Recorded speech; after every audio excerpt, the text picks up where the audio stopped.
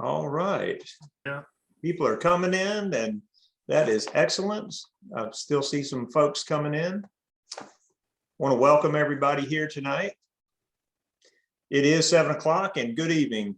Happy New Year, and welcome to the Spiritual Frontiers Fellowship Annual January Astrology Forecast. It's a favorite for everyone. Thank you for joining us this evening. If you're here for the first time, we want to say welcome. And if you've been here with us before, welcome back. My name is Smith Prim. I'm the co-chair for Spiritual Frontiers Fellowship, along with Catherine Smart. We want you to know that SFF is here for you. You are the reason that we exist.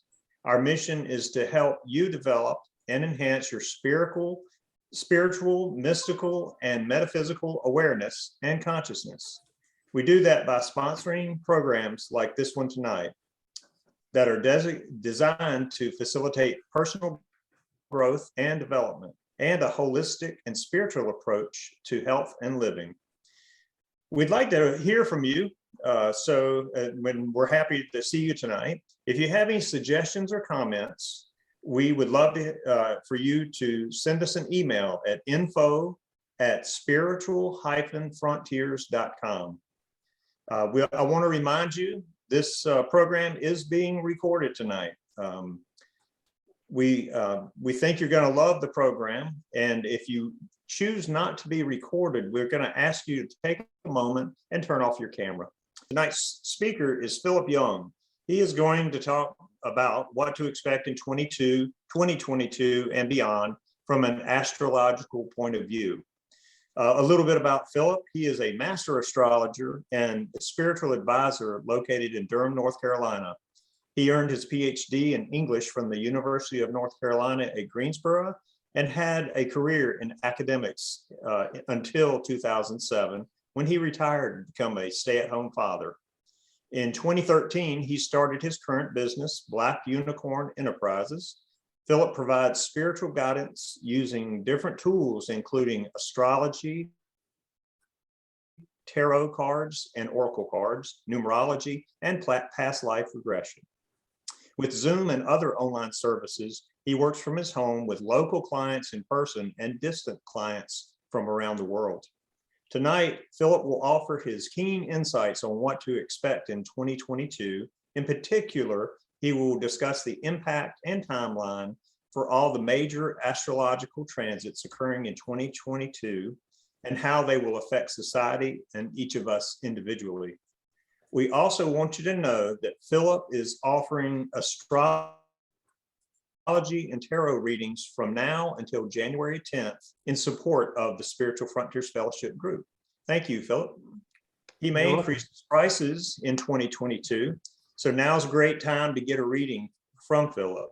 Please go to spiritual-frontiers.com to get details and buy your tickets. So the first part of Philip's presentation tonight will be an overview of current astrological transits and their historical importance, with a focus on what to expect in 2022 and as far out as 2026. The second part will be a demonstration of astrological techniques for interpreting a birth chart, along with explanations of the different uses of astrology. He'll speak from 7:15 to 8:35, and then we'll take a 10-minute break. And when we come back, Philip will wrap up his predictions and answer questions. I'll identify you, if you don't mind, and then let you ask your question to Philip. Our meeting will end at 9:30. So please sit back and prepare to enjoy a captivating presentation with Philip Young. Thank you, Philip. Well, thank you for that introduction, Smith. Welcome, everyone. I'm glad to have you here and hoping to enjoy the presentation tonight. I'm going to switch over to a screen share, which will allow me to show you my computer. A lot of what I'm going to be doing and explaining. I have some notes and I have a document that I have created that I will pass on to Smith and Catherine, that they will make available to you if you're interested in the information and the details of it. I'll also be using a program which will allow me to show you the charts. And I'm not really expecting you to necessarily understand what's going on that I'm showing you. I just want you to be able to know that the things that I'm saying are based on information that I can reference. And one of the really nice things about doing this through Zoom, quite honestly, is that I can draw on the program as I'm explaining things, which I think will help in the understanding of what we're going to be talking about. As Smith pointed out, the first part of this is going to be talking about the transits and what's going to be going on for the entire year. I'm going to sort of start at a global level and work down to the United States for the most part and talk about the major outer transits that are going to have the impact.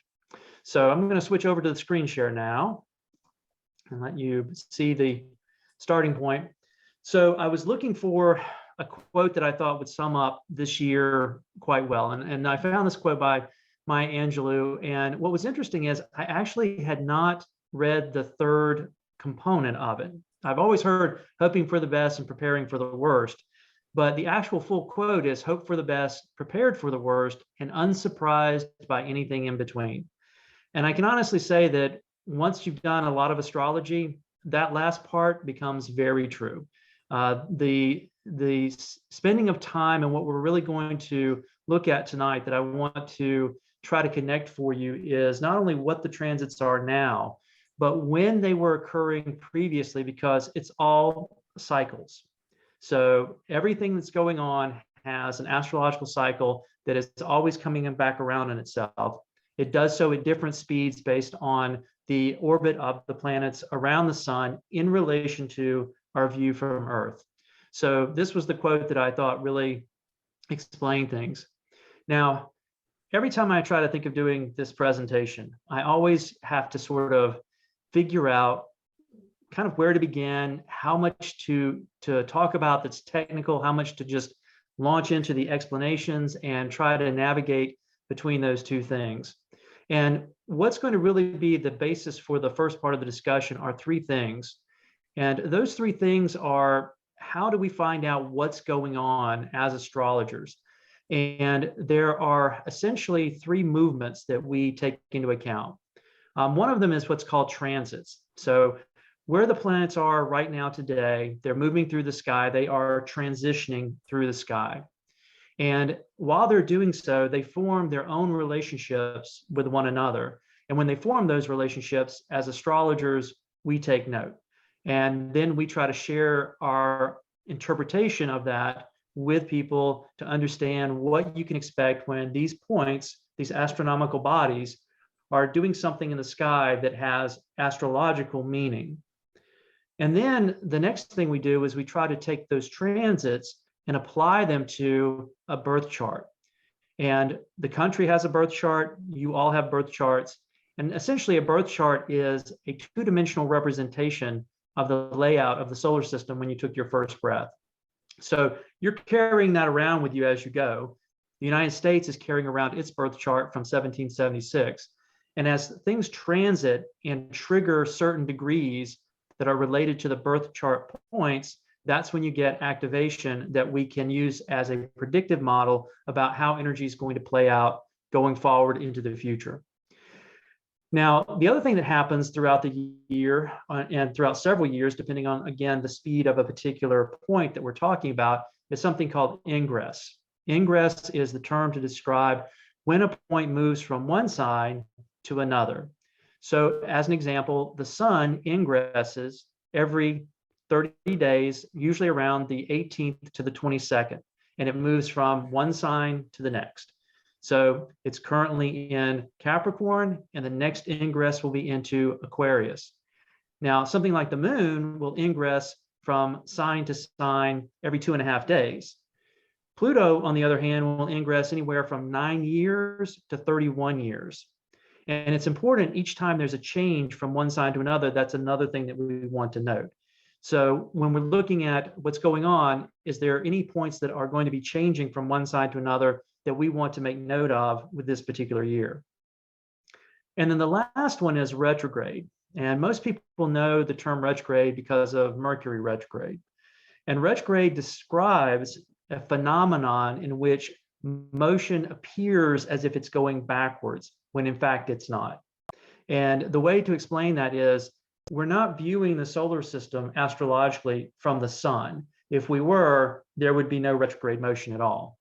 we're viewing it from the Earth, which causes an effect similar to if you're driving down the highway and I'm doing 70 and you're in the car doing 55, and I pass by you and I look over at you, you're going to look like you're going backwards, but you're not. I'm simply going past you faster, and it makes you appear as if you're going backwards. Now, the meaning of it is all the sort of RE words that you can think of, which is to review things, to revise things, to regenerate things. Retrograde motion is natural. It is not problematic. And the way I've tried to always explain it to people is, imagine that you are going down the highway at 70 miles an hour, and you come to a city speed limit where it changes from 70 down to 55, down to 45, and so forth. Retrograde motion is that change in speed limit. And if you adjust your speed according to the speed limit, there's nothing you can't get done during retrograde motion. People travel during retrograde, they sign contracts during retrograde, they make new relationships during retrograde. It's just a matter of doing it within the framework of what the retrograde energy wants, which is to take it slow. So these are the three sort of principal concepts that are used to try to understand what's going on astrologically in the sky and in relation to a particular chart. Now, as I said, what we're going to do is we're going to look at them in terms of their overall transition, but this is the chart for the United States. And the most commonly used one is called the Sibley chart, and that is cast for 5:10 p.m. in Philadelphia, Pennsylvania, where documents were signed, and supposedly the last signing of the document occurred at that time. It gives the United States an ascendant of Sagittarius. The sun, because it was July 4th, is in Cancer, and the moon for the United States is Aquarian. And so very much a forward-thinking, new age, revolutionary type of energy in the moon's position, and a caring, nurturing actual energy of the sun's position. And then the Sagittarian energy is that expansive energy of trying to get the word out or to be a missionary to the wider world. In many ways, it's not hard to see how the United States chart manifested itself. Now, the thing that's really going to be significant in order to do a presentation on 2022 is to look at where the transiting points are in relation to the natal chart. So now we have a chart that is being cast where the chart in the middle is the US chart, and this second ring is where the points are on January 1st. Now I'm going to switch over to a program that will allow me to actually manipulate this, and it will also give a bit of a clearer view. But conceptually, what I want you to be able to understand is that these outer points here represent the slowest moving bodies that are moving over the United States and having an impact at the society level. So what I'm not going to talk about is the transit of the sun or the transit of the moon or the transit of Mercury, because those things move very fast. They pass through signs very quickly and really don't address the larger issue of what we want to understand about slow moving changes that are having a dramatic effect on this country and potentially on your own individual chart. So what I did here was I'm showing a photograph of or an image of the January 1st date, and then this next image is actually December the 31st, 2022. And what you'll see is that there's almost no movement with some of the points, mainly because they move so slowly. So for example, Pluto really doesn't change much of its positioning throughout the entire year. And neither does Neptune. But you'll notice that Jupiter, which started out on January 1st at the very beginning of Pisces, is actually going to be at the very beginning of Aries by the end of the year. So each of these points as they transit has a certain type of impact on our culture and our society. And that's what you're really here to get some information about from me, the astrologer. Now, the main event, the big event this year is the US Pluto return. So I'm sure that most people have probably heard the term Mercury retrograde, and there may even be a number of you out there that have heard the term a return, specifically the Saturn return. That's the one that oftentimes people are becoming a little bit more familiar with. But a return means that the point comes back to the exact degree that it was on. So your solar return is literally your birthday chart based on the degree that the sun was in, returning to that degree every year. Now, that may or may not be exactly on your birthday, but it will be within probably a day before, the day of, or the day after. So every point in the solar system, because the solar system has elliptical orbits, comes back around. It just so happens that for Pluto to come back around on itself, it takes 247 years. And we are having the first Pluto return this year. And we're already feeling it. Now, in order to understand what does that mean, we have to understand what Pluto is about. And Pluto is about upheaval. And I think we can all feel pretty confident that we've been getting some upheaving in the last few years. And the last presentation I did for SFF was actually for 2020. And the beginning of 2020 involved Pluto and Saturn and Jupiter all being merged together in January. It wasn't long after that that COVID became a known entity and started to have a tremendous redefining impact, not only on the US, but around the world. So the Plutonic return is really going to be about a fundamental upheaval of energy within the United States. And the exact dates, the very first time that Pluto will be exactly aligned with itself will be on February 20th, 2022. Now, if you enjoy doing numerology, which is another thing I love to do, this will actually be a 02202022 date. And it comes up to be a total of a 10, which reduces to a 1. So that first transit is going to be very much an identity kind of experience numerologically, but it's also about partnership because of all the twos that are involved. So it's fascinating that the exact moment of the first pass of the Pluto return is going to occur on February 20th, 2022. Then what will happen, as most commonly does, is a point will retrograde and it will pass back over a point that it's crossing or aspecting with. And the second pass will actually be on July the 12th, 2022. And then it will turn back direct and it will go over it a third and final time on December the 27th, 2022. So the entire Pluto return is going to take place in this year. And it will ultimately leave Capricorn and be done with its time in Capricorn on November 19th, 2024. But between this retrograde, or between this return and actually leaving, it's going to go between Capricorn and Aquarius all throughout 2023 and 2024. And once it's in Aquarius, the US will start basically a new age. So if we think of this as the main event for the United States, what we know that's going to be most likely significant, and there's going to be some more information that I'm going to share with you deeper into the presentation, that November the 8th of this year will be an important date again, because it will be the midterm elections. And likely whatever is going to set the course of what's going to happen next will actually most likely be determined this year during those elections. And then, as you can see, the final movement out of Capricorn is going to take place the same year as the next presidential election and after the vote of that election as well. So what we can expect out of this is that a fundamental likely change in the understanding of what this country is will be part of its revolutionary development, which harkens back to its origin time when the last time Pluto was in Capricorn. So what we're going to see then is yet another tremendously significant year that's going to set the tone for what's going to be the next 247 years of the United States development. Now, the next thing to share is the other key events that apply globally for the entire world. And this is going to be not related, I'm not relating this to the US chart, I'm just simply saying these are going to be kind of the dominant transits. And it's important to understand that all astrologers' work is in some ways influenced by the astrologer and the choices that we make. These transits are the ones that I see as the most significant. You can add additional points by adding in asteroids. You could maybe decide that as an astrologer, you want to talk about some of the transits involving, say, Venus or Mars, the faster moving points.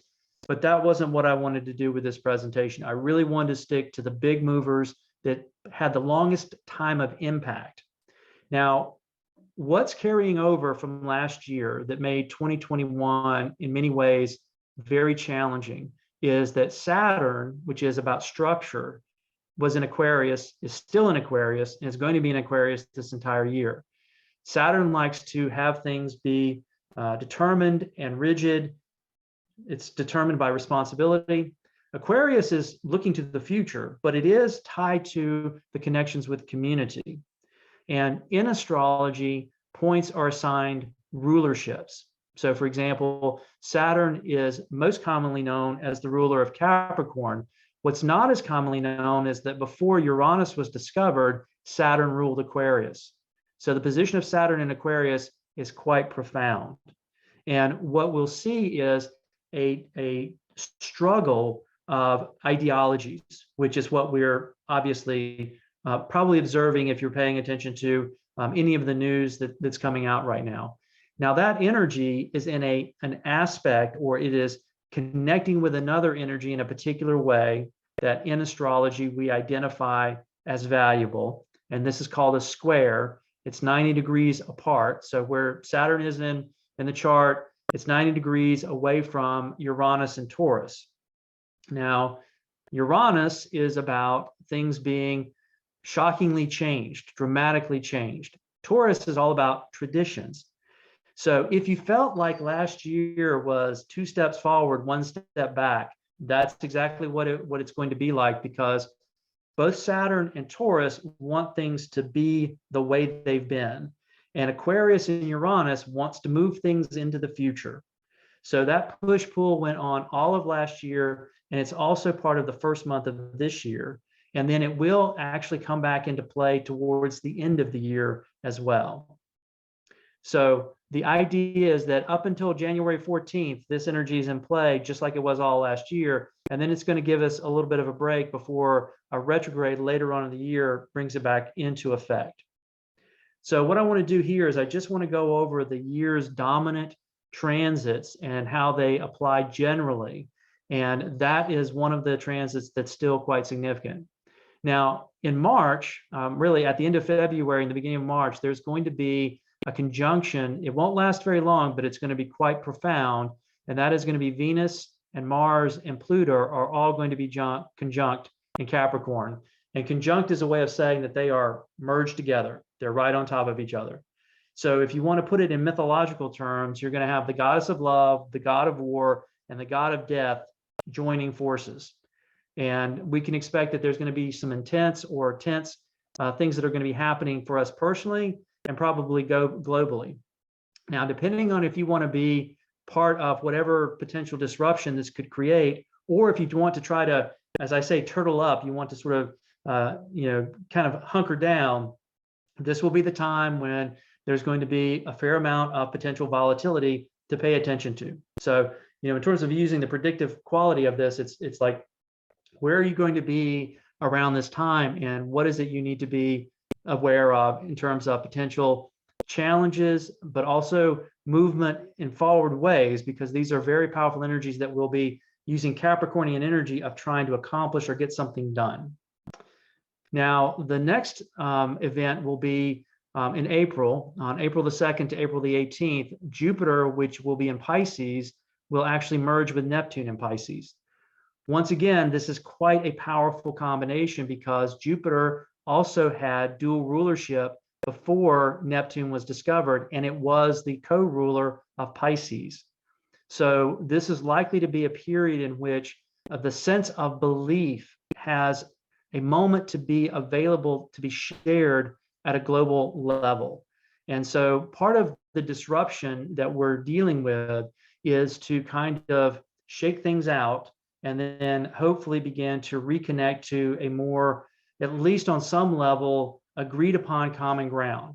And at one time, we might have said that that was globalization, the push towards globalization, the trade and the commerce was trying to build a unified or networked world. And that's been very significantly disrupted.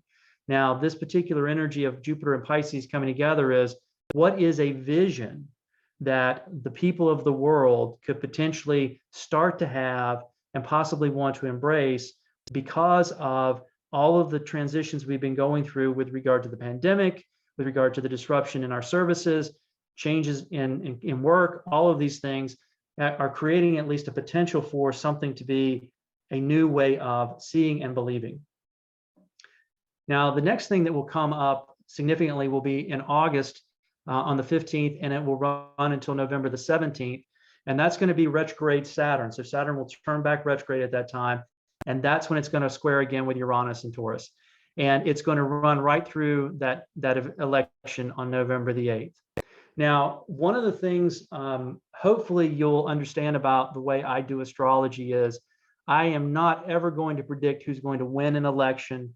That's just bad form. And I remember when there was a group of astrologers that decided to do that back during the previous presidential election, and they got it wrong. And the idea to me is more, what are the circumstances that astrology is helping us to understand, realizing that it's always going to be a bit of a mystery up until the moment that it actually transpires. So the idea of this energy is we've got very much forces that are showing up in the rhetoric and the narrative of the daily stories that are pitting the millennials against the baby boomers, that are pitting in some ways a previous vision of the United States with a new vision of the United States. And those two things are not reconciling with one another, which is appropriate for this particular energy and what it is, the way it actually operates. So again, the idea of understanding things at an astrological level is to understand what the components are and how those create circumstances that become reflections of that energy. And then the other key transits are going to apply to the United States. And so this is where we're going to get to, what does this all mean for the US in terms of the transits as they apply specifically to the United States. So at this point, I'm actually going to kind of toggle between this and the actual chart itself. So here is the chart of the United States. And this is actually a chart that I can move the time on. I can actually show motion here. So this chart is set up for January the 6th, and I can advance it a day at a time. So you can see here, I'm moving it one day at a time. There's not much that's changing there. I can advance it a week at a time. You can see a little bit more movement down here with Jupiter and Saturn. And then I can advance it up to a month and a year at a time. Now, when we go back to what's going on here in the United States, and I start talking about something like the transit of Neptune in Pisces opposing the actual natal point. Let me move something around here so I can get what I want. It's so much fun to play with these tools here. So what we have here then is that at this time of the year when Neptune is going to be opposing, it's going to be doing so. And I'll show you, if you look at Neptune down here in the bottom of this chart, there's Neptune at 21 degrees. I can actually do a little bit of drawing for you here. So what we're looking at is we're looking at Neptune and its movement, and then its relationship to Neptune in the US chart. And Neptune in the US chart is at 22 degrees, which means that what's going to happen is as it advances, this is going to actually advance to where it's opposing the natal Neptune. And that's when there's going to be a moment of trying to balance things. So if we go back here and think about the oppositional cycle, what's interesting about the Neptune opposition for the United States is it's only going to be one pass. Remember when I was talking about Pluto, I said that it was going to pass over it 3 times. The retrograde would take it back over Pluto, and then it would go back direct. That's not going to happen with Neptune. It's going to pass one time. The retrograde is going to bring it back very close within 13 minutes, but it's not going to cross it again. So that one pass is actually going to occur on March the 1st, 2022. What does it mean, right? That's really the question. So the Neptunian energy has to do with our vision, our dreams, our spirituality. And for the United States, it's actually in Virgo. It's very much a vision of service and practical knowledge and problem solving. And while it's in Pisces, which is a place of strength for it, it's about dreams and vision. And so the opposition is trying to find a rebalancing of energy. And it's a question of what is the new vision that has developed while Neptune has been in Pisces since 2010, and how is that going to start coming into a reality associated with the base vision of the United States in Virgo? So what I'm trying to share with you not only is the information, but an understanding of how this information comes about. And Neptune is not going to leave Pisces until January 26th, 2026. And when it does, it's going to enter Aries and not go back in. So remember when I was talking about Pluto, that it's going to move between Aquarius and Capricorn for 2 years. It's going to bounce back between the two. That's not going to happen with Neptune. When Neptune gets out of Pisces in 2026 and goes into Aries, that's it. It moves into Aries.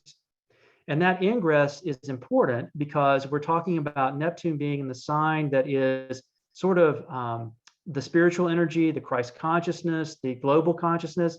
And it's going to move into Aries, which is the individual, survival, a focus on the self. Now, one of the things that I'm also going to talk about is, as part of this beginning discussion, is the fact that this is a repeating energy from a previous time in US history. So there was a time when Neptune was in Pisces in the US chart, and those dates are significant in terms of what we're experiencing that have a mirror effect with when it was previously in Neptune. But this is going to be the first major transit outside of Pluto. The Pluto return is the big dog. That is the one that is the most significant, and it is going to be literally, it can either be the fall of the Roman Empire type of situation, because that's Plutonic, death and rebirth, or it can be a leveling up. In some way, the Republic finds itself, it doesn't destroy itself, and it levels up to another level. But because it's Plutonic, it has to be kind of all or nothing on some levels, which is what is the pressure that's being built up into, quite honestly, part of what's going to be this upcoming election for the midterms, and then likely part of the election in 2024. So the rhetoric will be Plutonic, this save the soul of the country, or the soul of the country is being destroyed or needs to be reborn. All of that language is Plutonic. The Neptunian piece is much more ambiguous. Neptune is like the ocean. Actually, the way I've found the easiest to explain Neptune to people is a joke. So the joke is there are two young fish and they're swimming through the ocean. And as they're swimming along, another fish, an older fish, is swimming towards them. As the older fish passes them, he says to the two younger fish, "Hey boys, how's the water?" And they just say, "Fine," and keep swimming.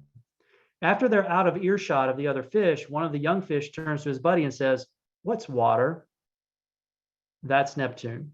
It's the thing that's all around us, but it takes a little bit of time and awareness and effort to understand that we're actually in it. And so the idea of the opposition is, how do we restrike a chord of balance between what may have been the original concept at a spiritual level of the United States and what we're experiencing right now as a spiritual disruption, and what does that mean for us? Now, what's going to happen after that is on March the 28th to April the 10th, and let me get back here and do a little bit of clearing out of this so you can see what I'm going to be talking about. So we will advance here to March the 28th. Actually, let me back that up just a little bit. Get to the actual day here. March 30th, back it up 2 more days. So what we're looking at here is where Jupiter is positioned, and Jupiter is the fancy looking little 4 here.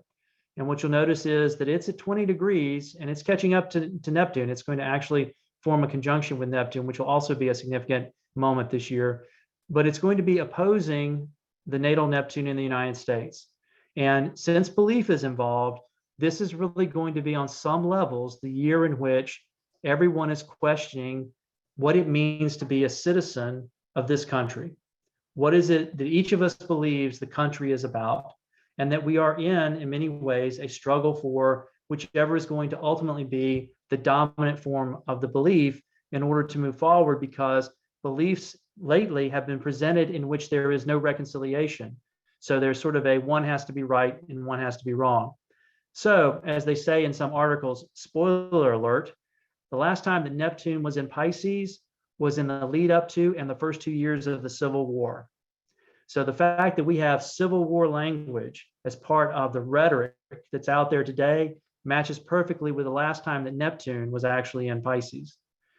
Now, Jupiter's energy is focused on spreading the word, expanding, making sure that we've sort of got a shared vision of things.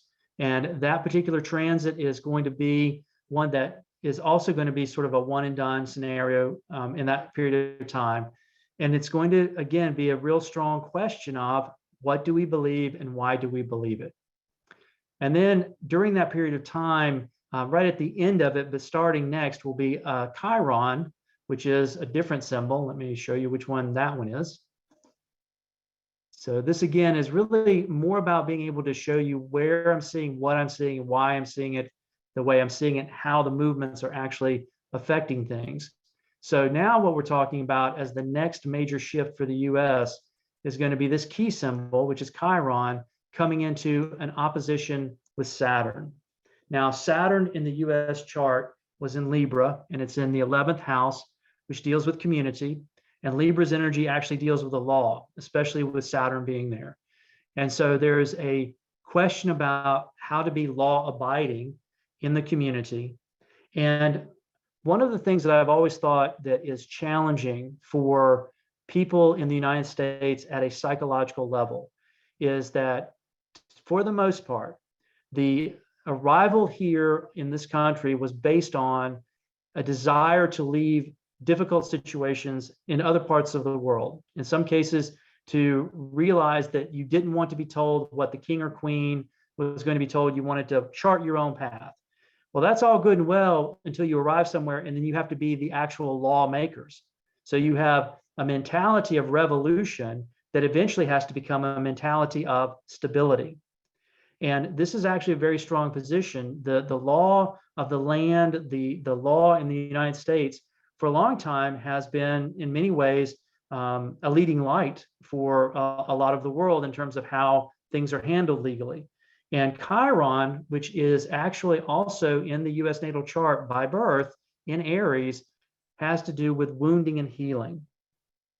So the wound that is Aries has to do with usually one of two things. It's either being so independent that you don't ask for help when you should, or putting yourself into a situation where you're trapped and you have to fight for your independence. So this particular opposing energy is true to the natal chart of the US to begin with.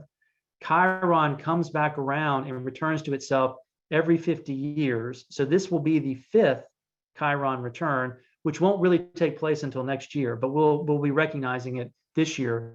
But the opposition with Saturn is what we're probably trying to understand, which is, when do we decide that we're going to do what's best for the community, Saturn and Libra, while also wanting to do what we want to do without anybody telling us what to do? And that can generally work until you've got a situation in which you're dealing with something like the pandemic, which in many ways is revealing this particular struggle within the United States and the United States culture. It's sort of making it writ large, if you will. So this is the next, to me, sort of significant transit that we will experience this year. Now, that's going to be outside of the transits with the Plutonic transit, which is so dominant.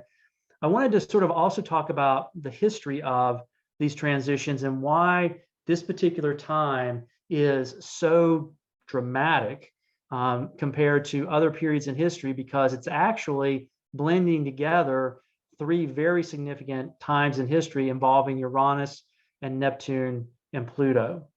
But before that, I just wanted to sort of give you a sense of how the cycles work, and maybe you can make your own connections about what that means. But the last time that Saturn was moving through Aquarius was actually 1991 to 1994.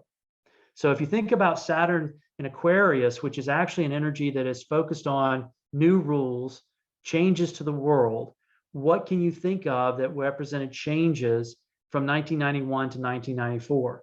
I mean, certainly that's a period in which we have the internet rising into existence, and that's reshaping a lot of the world in that regard. It's also a rise in globalization at that time. It's a new world order in some ways. If you go back to the previous time, which is roughly 28 or 29 years, that puts it moving through Saturn in 1962 to 1964. And the 60s are certainly considered a significant period of transformation within this country in terms of who was in power and who came to power at that time. So Saturn in its cycles represents usually some movement forward, some shift in the culture. And we're seeing a similar thing, I think, right now, and we're in the middle of it. Now, Chiron is interesting because it moves in a very unusual orbit. It actually travels inside of Saturn and then goes outside of Uranus. And the last time that it was actually in Aries, and when we had our most previous Chiron return, that was June 11th, 1973.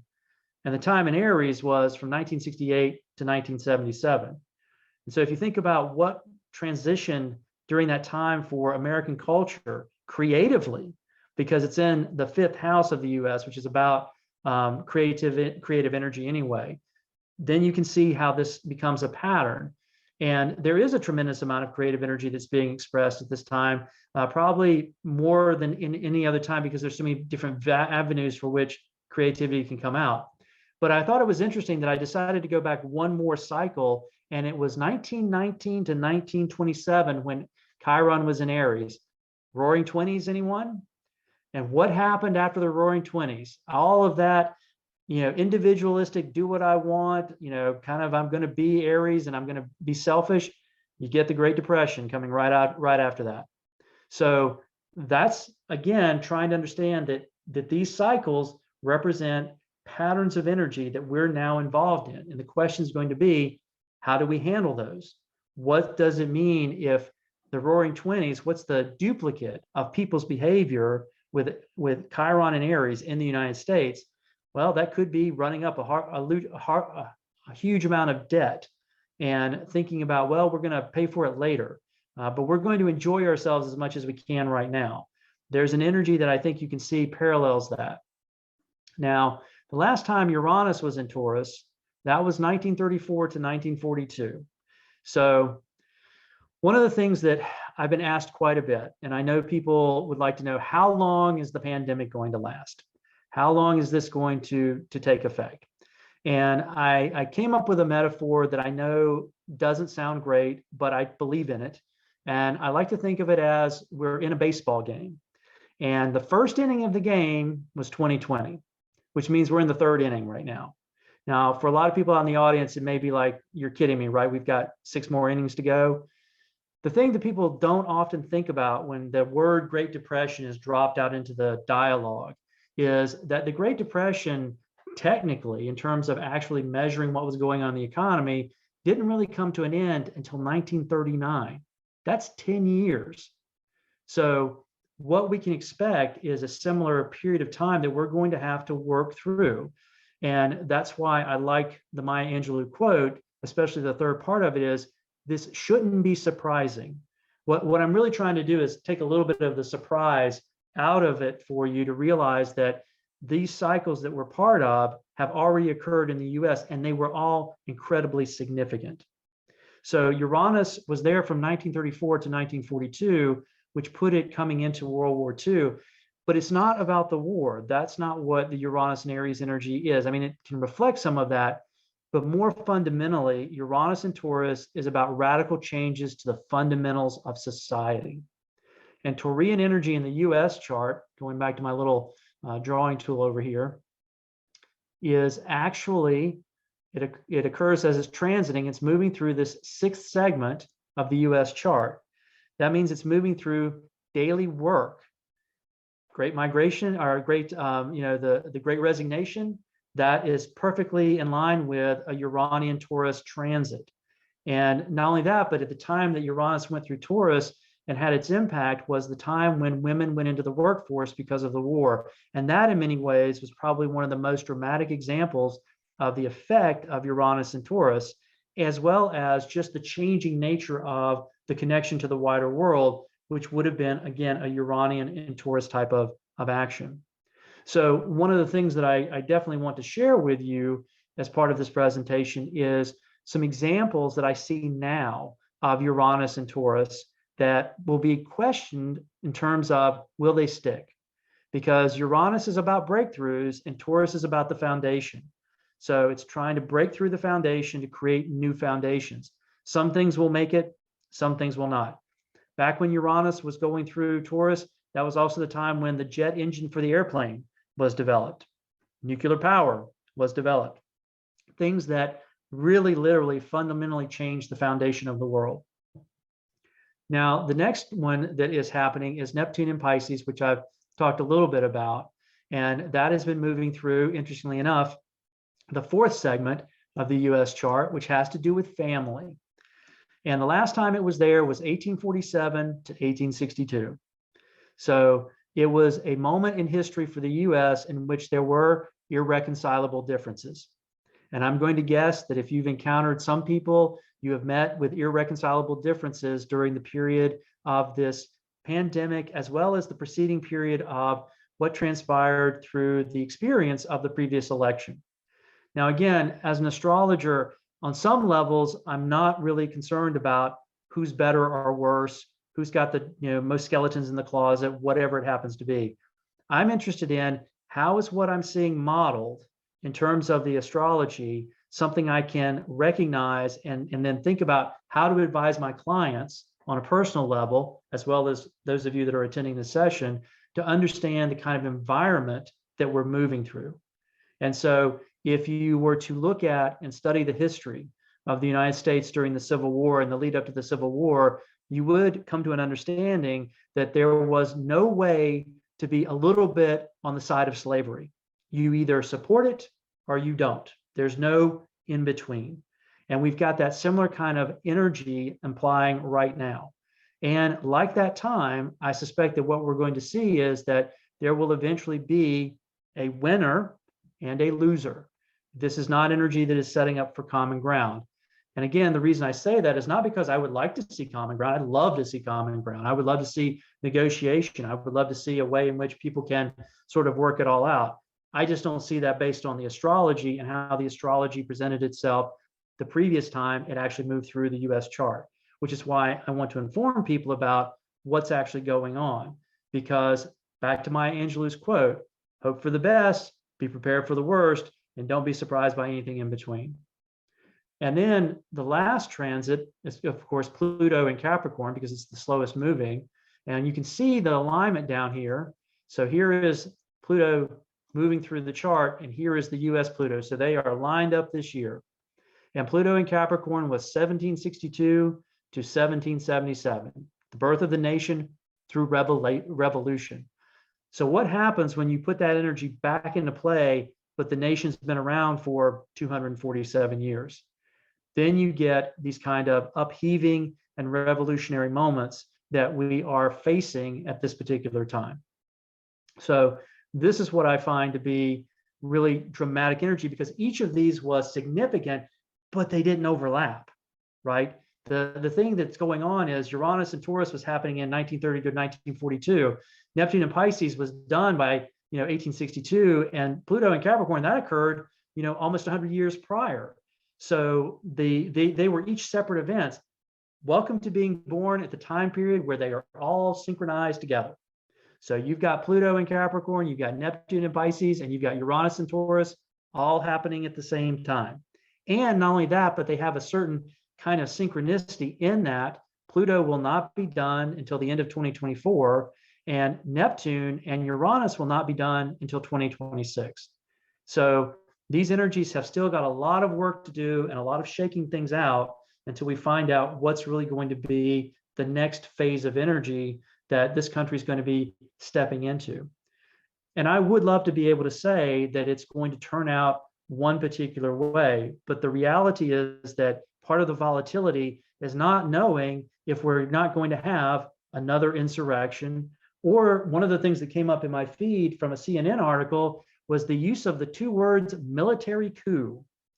Now, whether or not that's going to occur or not, the fact that it is in the narrative, that it has made it into the language out there, the fact that there's an idea that it may have to be a way in which things are resolved in the future of the country is just an indication that this is how powerful this energy is.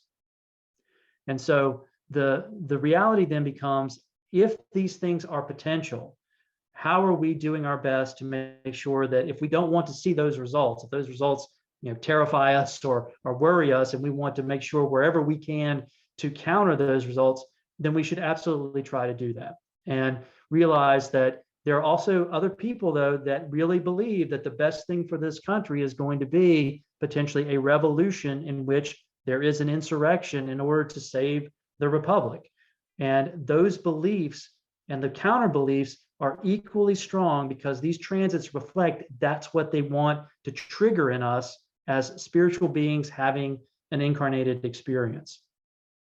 Now, as I said, one of the things I want to try to do, and I enjoy doing in my work, is trying to identify examples that are actually possibilities of what these things can be that show us the transits in real life.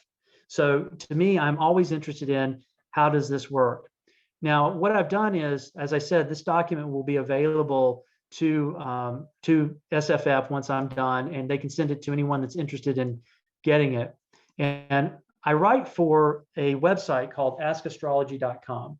And I probably write anywhere from, honestly, 30 to nearly 40 articles a month for them.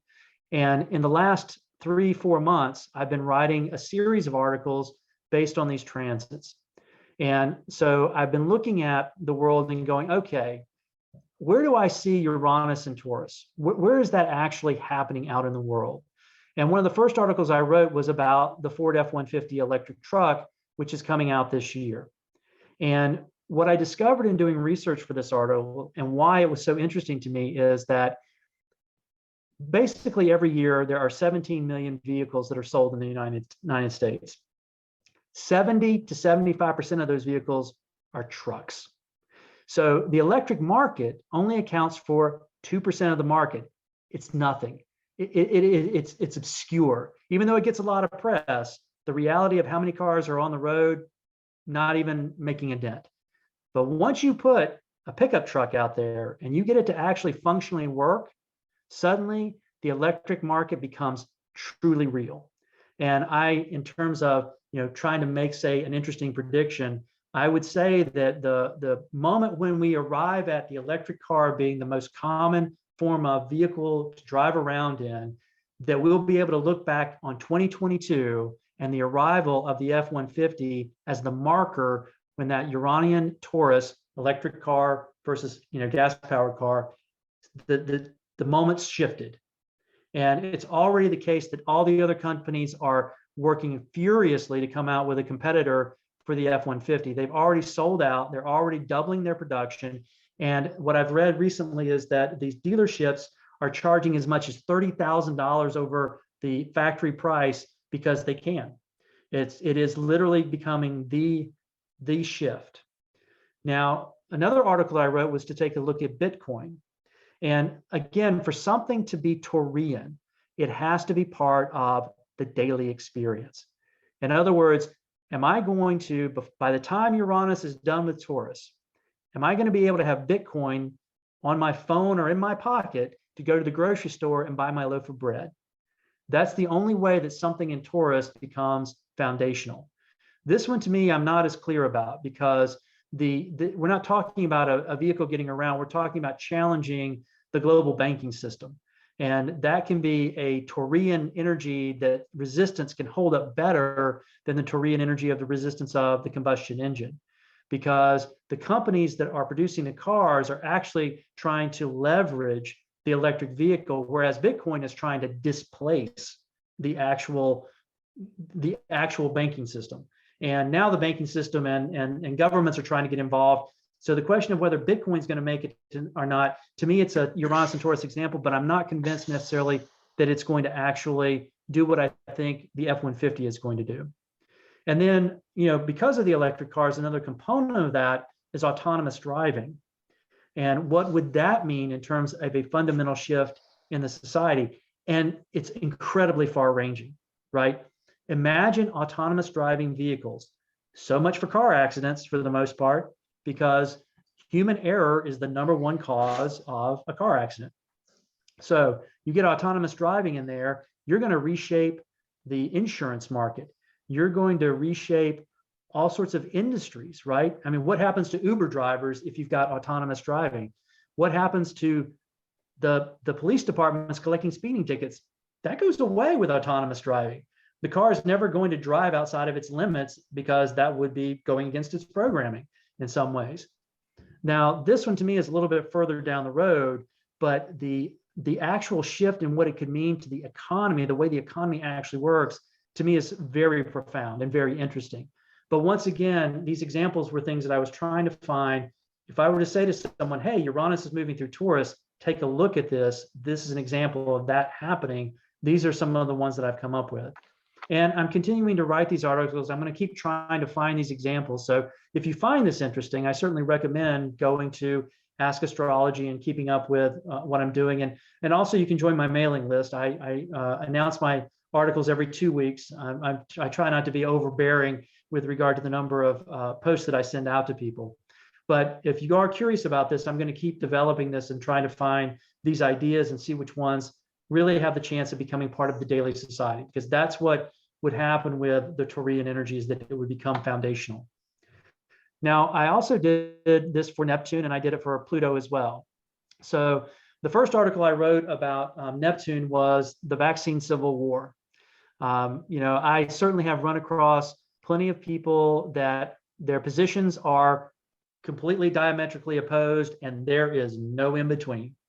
That is very similar to the Civil War energy that was part of Neptune and Pisces transit when it was the actual Civil War.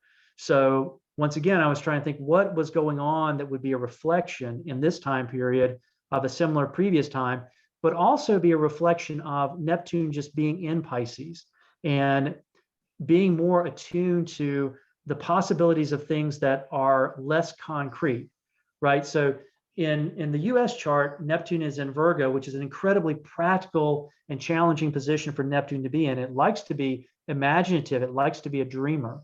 So the next article I decided to look at was what is called Fiat Currency. I'm sure there are plenty of you in the audience that are old enough to know when the gold standard ended and Nixon took the United States off the gold standard. For those of you that are a bit younger in the crowd, it used to be that the dollar bill that you carried around in your pocket was what was called a promissory note. And you could take that dollar bill to a federal location and get it exchanged for a certain amount of gold. Now, that meant that the money was tied to a physically limiting source, a type of a money that was tied to a commodity. Now, what happened was they took that and released it and made what's called the fiat currency. So the money that's in your pocket is only valuable because you believe it's valuable. There was a great example I ran across of an economist who went to I think he went to a third grade class, and he took a gold coin and he took a dollar bill out of his wallet, and he took a dollar bill from Monopoly. And he asked the third graders, which one of these things is real money? And all of the third graders figured out it was the gold coin. Because to them, you've got one piece of paper that's green and another piece of paper that's white. Those two things are obviously fake because they're paper, but this gold thing actually has weight to it. It actually has a value, an intrinsic value built into it. Now, he went to Harvard, posed the same question to the business school graduates, and they all said the dollar was real money. And his point was to say, no, it's not. In fact, the smartest minds in the country spend a lot of time trying to convince you that this money that you're carrying around in your pocket actually has real value, when only it has the value of the promise of the government backing it up. And guess what it does most every year is it prints more of it, which means that the value of your money has been reducing itself over time. And the example I've given to explain how fiat currency works is, imagine if you took $10,000 in 1960 and you split it into, let's say you had $20,000, and you split it into $10,000 in cash that you stuck under your mattress, or you put in a savings account, and you take the $10,000 at that time and you bought silver, right?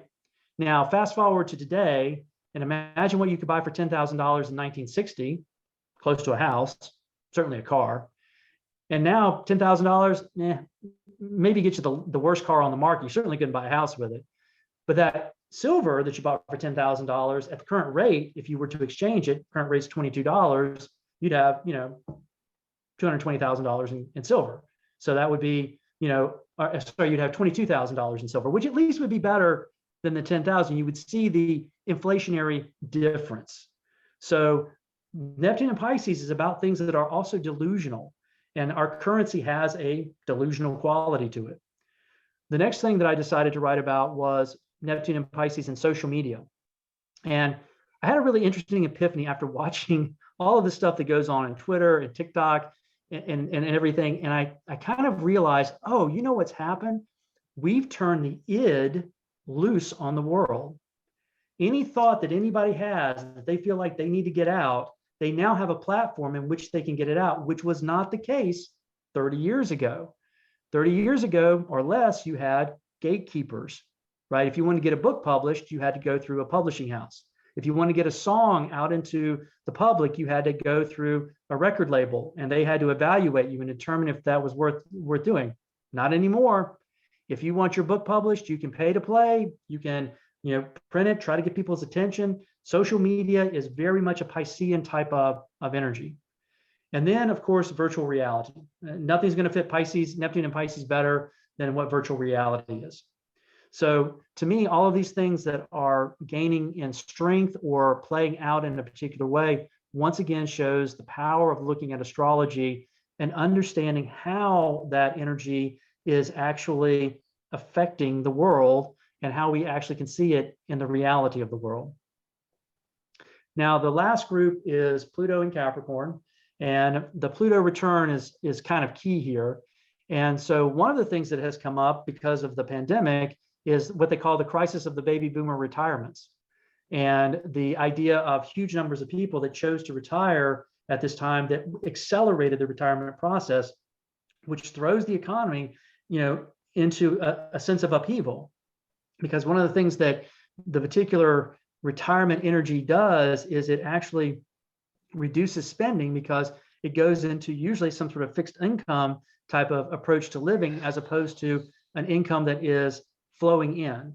And so the level of retirement jumping is actually creating upheaval in the economy that we're going to feel the repercussions of going forward. So Pluto's issue is that it's in Capricorn, and Capricorn has to do with big business, large institutions, how things are actually functioning, and whether they're operating in an efficient or a corrupt way. The other one that I wanted to look at was the end of the Caucasian supermajority. This was another exploration of information that I kind of knew, but I didn't really have the clear numbers until I did the research. And like the situation with the truck, what was fascinating to me is that essentially from 1950 to 1960, the population was identified as white for 90%, 89 to 90% of the entire population of the United States was white. So it was considered not only the majority, but a supermajority. Now, fast forward to the most recent census, and that number has dropped to 60% and is declining. And then in terms of so it's now a majority, but it's no longer a supermajority. And the idea being that the other group is continuing also to grow and expand. And that's also creating a disruption in the fundamentals of the society, which I think we're seeing played out then by connecting it back to Neptune and Pisces and the Civil War energy, the disruption in Taurus. All of this is the energy of what happens when the homogeneous group that was largely dominant begins to lose its dominant position, and how it perceives the loss of that dominant position. So that is another component of what's going on that also in many ways triggered, I think, the reaction that came out of the previous administration and what it was trying to react to, because the age of most of those people that were participating in that, they were at their peak. They were enjoying the best time of their life in the 1950s and early 1960s. So it's not surprising that a lot of the rhetoric was about making this country great again, when really at a deeper sort of, if you want to say meta message level, it was try to make the country what it was back in the 50s. Because for that perceived time period, without taking into account anything other than the dominant voice of the time, there for many people there would be no better time.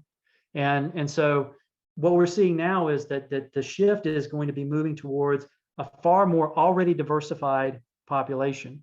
And the place where I see this, and I think this may be the next article that I actually write about, is I enjoy watching professional football. And what I really enjoy about it, it's not so much the game. I mean, I can take it or leave it, but I like seeing how it's done. But I love watching the commercials in between because it is like hitting the main widest audience. And what you'll see in the Verizon commercials or commercials for something like the Gap or Abercrombie and Fitch is you will see mixed families. You will see gay couples. You will see true diversity.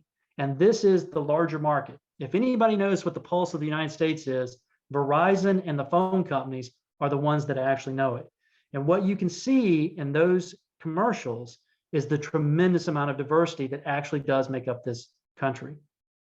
And then the other one that I looked at, and this is part of my background in academics, was I was really curious to see what's going on in the university system, because it was becoming more and more apparent to me in the last number of years that it is a poor return on investment to go into getting a college degree unless you are going to be pursuing something that you can only do with a college degree, which would be medicine, law, other types of work that you cannot have the position without that degreed energy. But what has happened, and this was what I found also doing the research, is that the amount that you have to get into debt if you cannot pay for college up front is now reached a point where you can never get out of that debt. So there are people that are going in sort of the loop of following getting a college degree that are going to come out of it, and they're never going to be able to get out of debt. It's debtor's prison, basically. Now, what that means is that it's creating an upheaval in how education is being applied, and other markets are now seeing an opportunity to break the domination of the university system. Again, that's also going to be a question that ties into Uranus and Taurus. Will that represent something that will be long lasting? Will that become something that is fundamental and can actually persist beyond just the disruptive period? So as it turns out, that really brings me to the end of this segment of the presentation. And so I am going to stop the share and actually open things up to questions. So if whoever is going to be sort of helping people ask questions, and I guess, Smith, that may be you, we'll use the time between now and the break to see if people want to ask me questions about the material I've covered so far. Okay. Yes, thanks, Philip.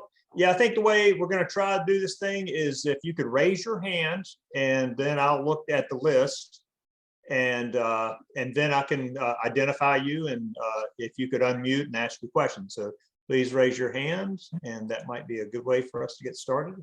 Hey, Eileen. What's your question? Okay. Oh my gosh, Philip. It's a lot to absorb and a little scary.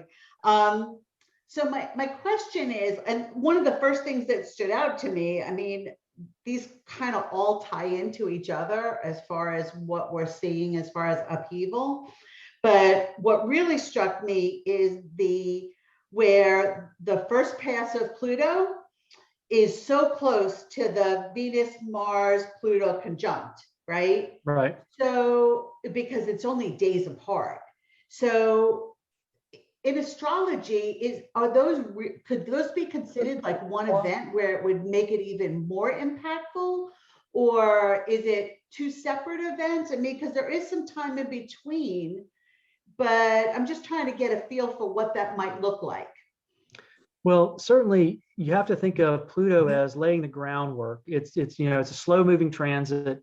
So the exact transit, you have to think of that everything that's going on is happening with the Pluto transit because of its proximity to itself. So those things are going to be, it's almost as if that energy of Pluto is saying, I'm creating an environment in which things can be blown up. Here's an opportunity to really pull that energy together and do something potentially radical because I've given you this environment in which to do that.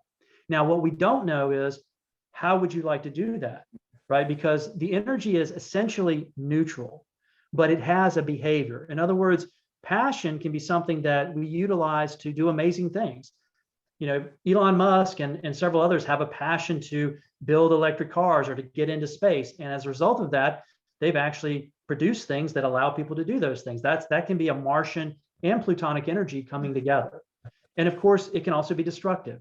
And the problem is that those energies tend to find more opportunities in destruction than creation, but they're not without that ability to do so. So the thing about that time period is that, yes, as an astrologer, I'm sort of looking at that and saying to all of you that when that time starts to roll around, pay attention, right? This is going to be a high energy period. You may even be feeling something yourself. Think about what you're going to do with that energy, because it's also going to apply to your own chart, right? So whatever's going on in your chart in relation to Capricorn, when that transit happens, that grouping happens, it's happening to you as well as the entire world. But in terms of what you're asking, everything that's happening is going to be happening in alignment with Pluto being part of the return. Okay, so it kind of compounds on each other. It's compounding, yes. Well, just know I just signed up for a reading because there's a lot going on. There is a lot going on this year, that's for sure. So hopefully I got in one of the first ones. Thank you. You're welcome.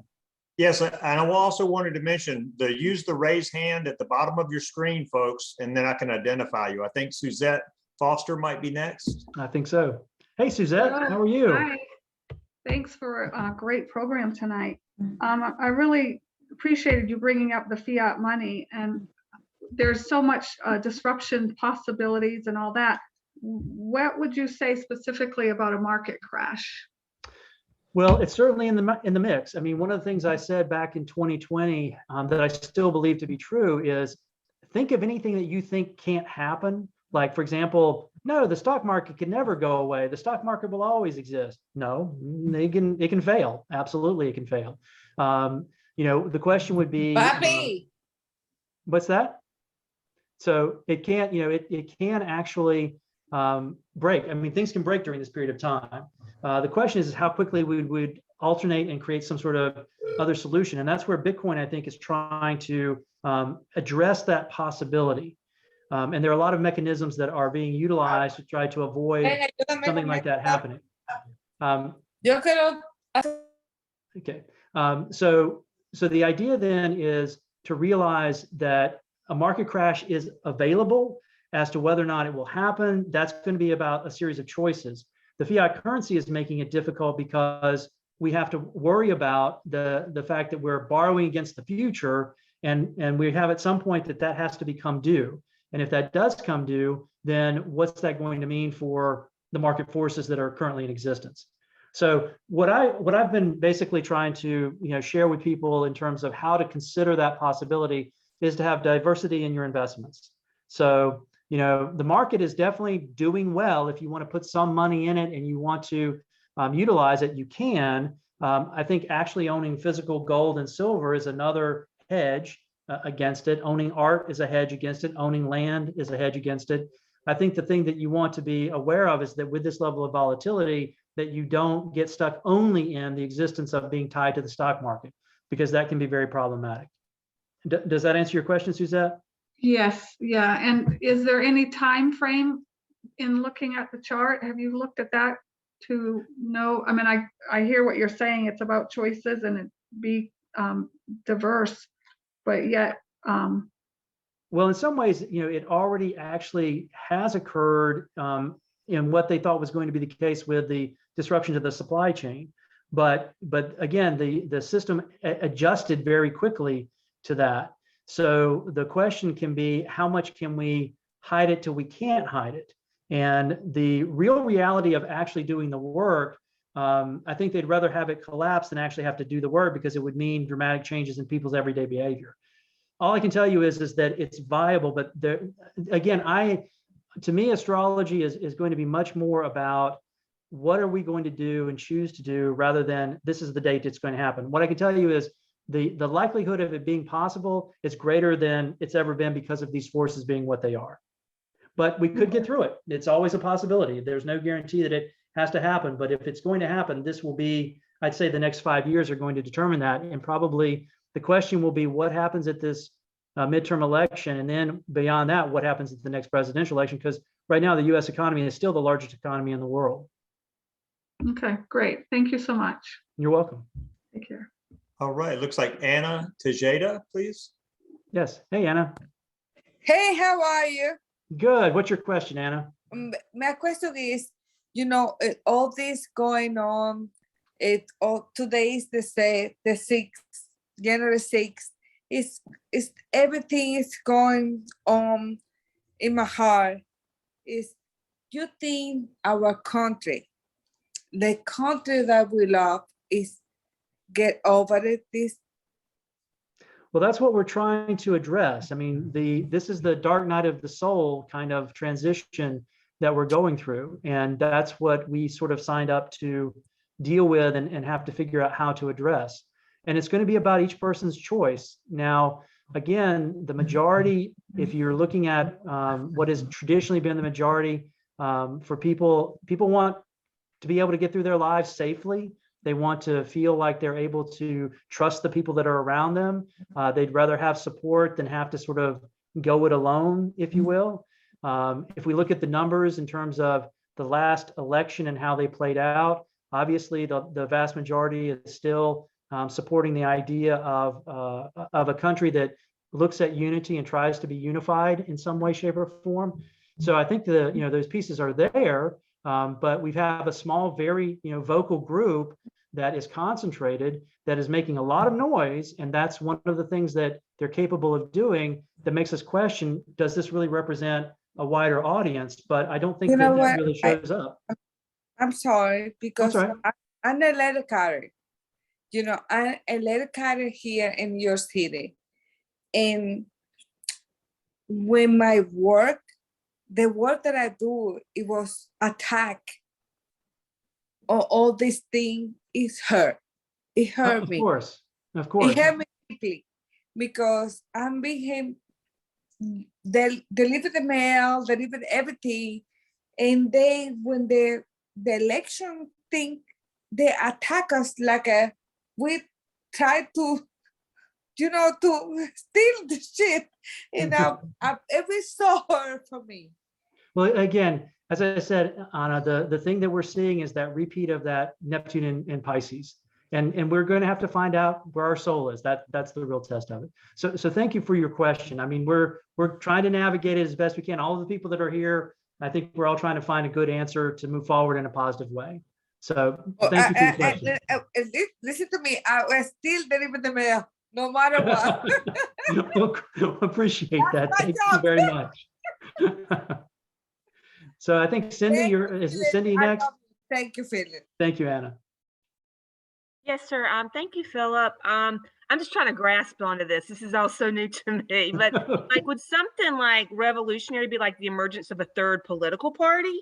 I mean, is that something that could be along the realms of like shaking things up and without that a doubt, kind of thing? Or I mean, without a doubt, that would be a revolutionary energy that needs to come about, because that's the way you also sort of beat this dichotomy energy that's showing up with this Civil War rhetoric.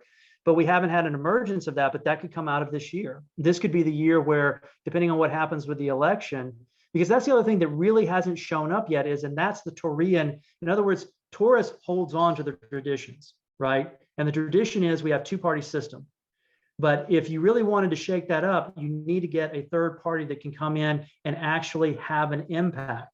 But in order for that to happen, you might have to have, one of the parties or both of the parties show themselves incapable of actually operating within their own parameters, because there's been a lot of dissonance within both parties that creates the space for a third party. The question is, will anyone step into that space?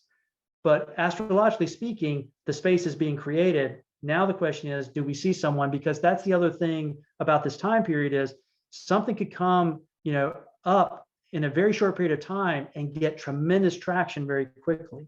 And that's what I'm going to be curious to see about this year with the Plutonic return. Is your idea is an excellent one. The question is it going to be perhaps the thing that happens? And maybe it doesn't happen this year, but by the time we get the election, maybe there is a third party that gains some traction, because that would absolutely be a very Plutonic answer to the United States, because it's been a two-party system for, as much of the history as we know it. So to finally introduce a third party that actually could change things, that would be Plutonic revolution, no doubt about it. Thank you. Mhm. Who's Other next? questions? Open floor, I think.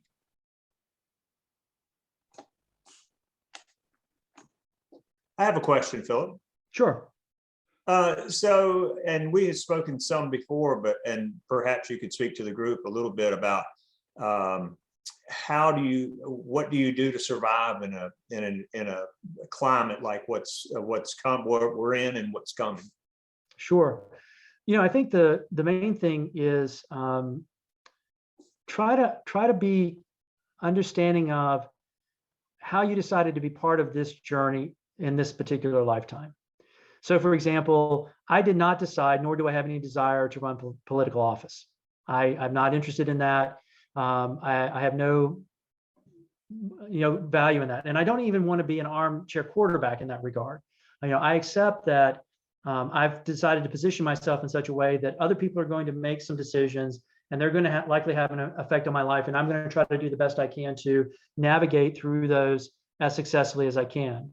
And then recognize, what is it that to me feels valuable, and certainly doing this work, working with people individually, taking care of my family, helping people out on a daily basis, having a positive attitude, quite honestly, but also being thoughtful about how I want to possibly deal with a volatile situation. Like, for example, I have resources that I can utilize that don't require me going to the bank to get to it.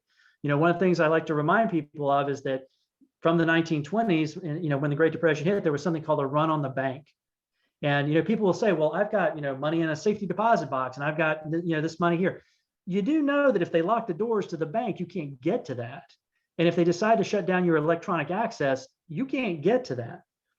So, one of the things that I remember hearing from my father, who was an incredibly practical Virgo type of guy, is, always make sure that you have resource you can put your hands on. So if you think about what your cost of living is, do you have at least 2 months of that somewhere in your home that you could put your hands on it and physically utilize it if you needed to? So I think, navigation from a financial standpoint is making sure that you recognize you're not relying on the institutions to be the only resource by which you can get your resources. And then I think the other part of it is to try to keep in mind that there's a lot of noise about, what's actually the viewpoint. But I end up traveling quite a bit. I work with people from all around the world. And when you step away from the noise of, the mainstream media, whatever that looks like for anybody, you'll find that everyday people really are, for the most part, trying to be courteous, trying to do their best, trying to be supportive of one another. And, in my experience, in terms of going in and about my environment, which involves, Durham and Cary and Raleigh and so forth, I see people really trying to do the best they can in terms of respecting other people and putting that energy out there. So I think when you're dealing with a certain level of volatility, that you want to sort of turn a little bit more to what's immediate and try to appreciate that. Try to take value where you can. And I used to tell my students all the time, aren't you glad your toilet's flushed this morning? Right? Because when your toilet doesn't flush, that's a bad day.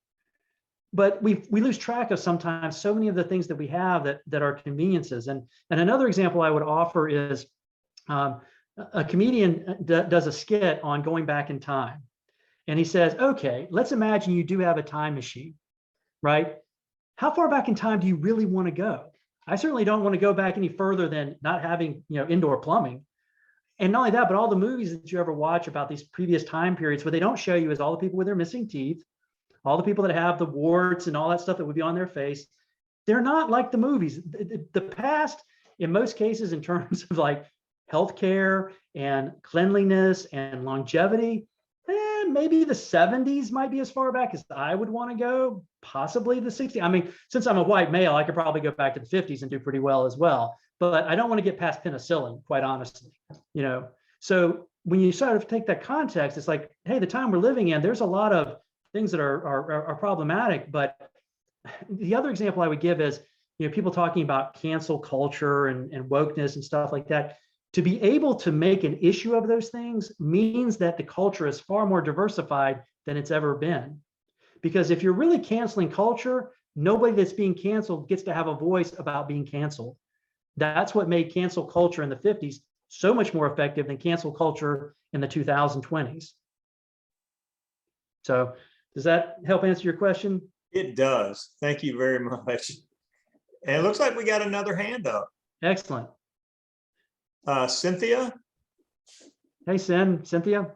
Yeah. Could you talk about the future of our healthcare system here in the United States with, Well, the I effect think of the way- pandemic and the aging population? Right. I think the way to talk about everything is that anything that has existed for a long time that clearly is not got a good integrity to it is going to fail, and it's going to probably collapse, and then we're going to have to figure out how to repair it. The main problem we're facing, I would say, and the article that I wrote about the university article is where I really try to address it, is that when COVID hit and students had to go online, the decision was to act like tourists. Let's figure out how to make online learning like in classrooming. That's the wrong approach. What we really need to do is look at online learning as its own way of going about things.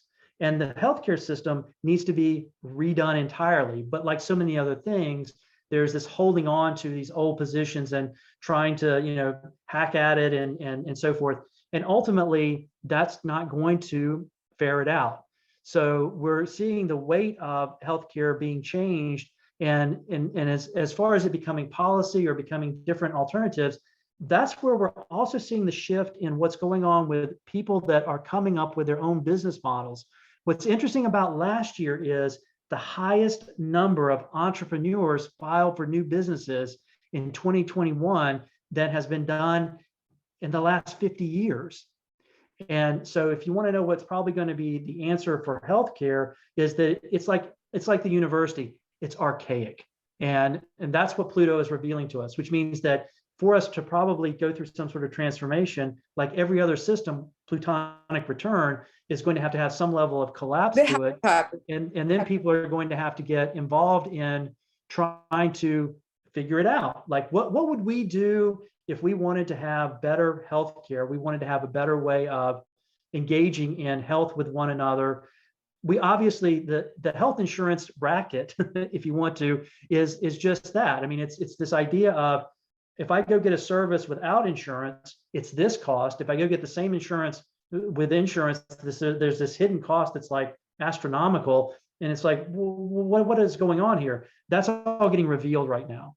So I think, once again, the lesson we're learning about healthcare is make sure you're taking care of your health, which means, eating properly, exercising, these things that are necessary to value, because I'm not sure that you would want to be in the healthcare system at this particular juncture if something did come up, because not only is it dealing with COVID, but COVID is displacing other aspects of it. So it's bringing people back to a greater awareness of their health and what they're doing to make sure they're taking. I mean, our health has now become to the front. Again, this is all in alignment with these kind of energies. As to what we'll get on the other side, right now, it's just a matter of, can they be broken enough to create space for something new? And I think that the possibility of them breaking right now is viable, but that always means a mess, and it can be problematic. So if you're trying to understand your own movement through it, right, an aging population, the question is going to be, quite honestly, in that aging population, how are you going to get care if you need a population to care for you, and that population's smaller or declining, or that population isn't exactly feeling the love from the previous population, which is what we're getting with the Pluto and Leo generation being challenged and challenging the Pluto and Scorpio generation. Those generations are squaring up with one another. They're really challenging one another. So Cynthia, does that answer your question?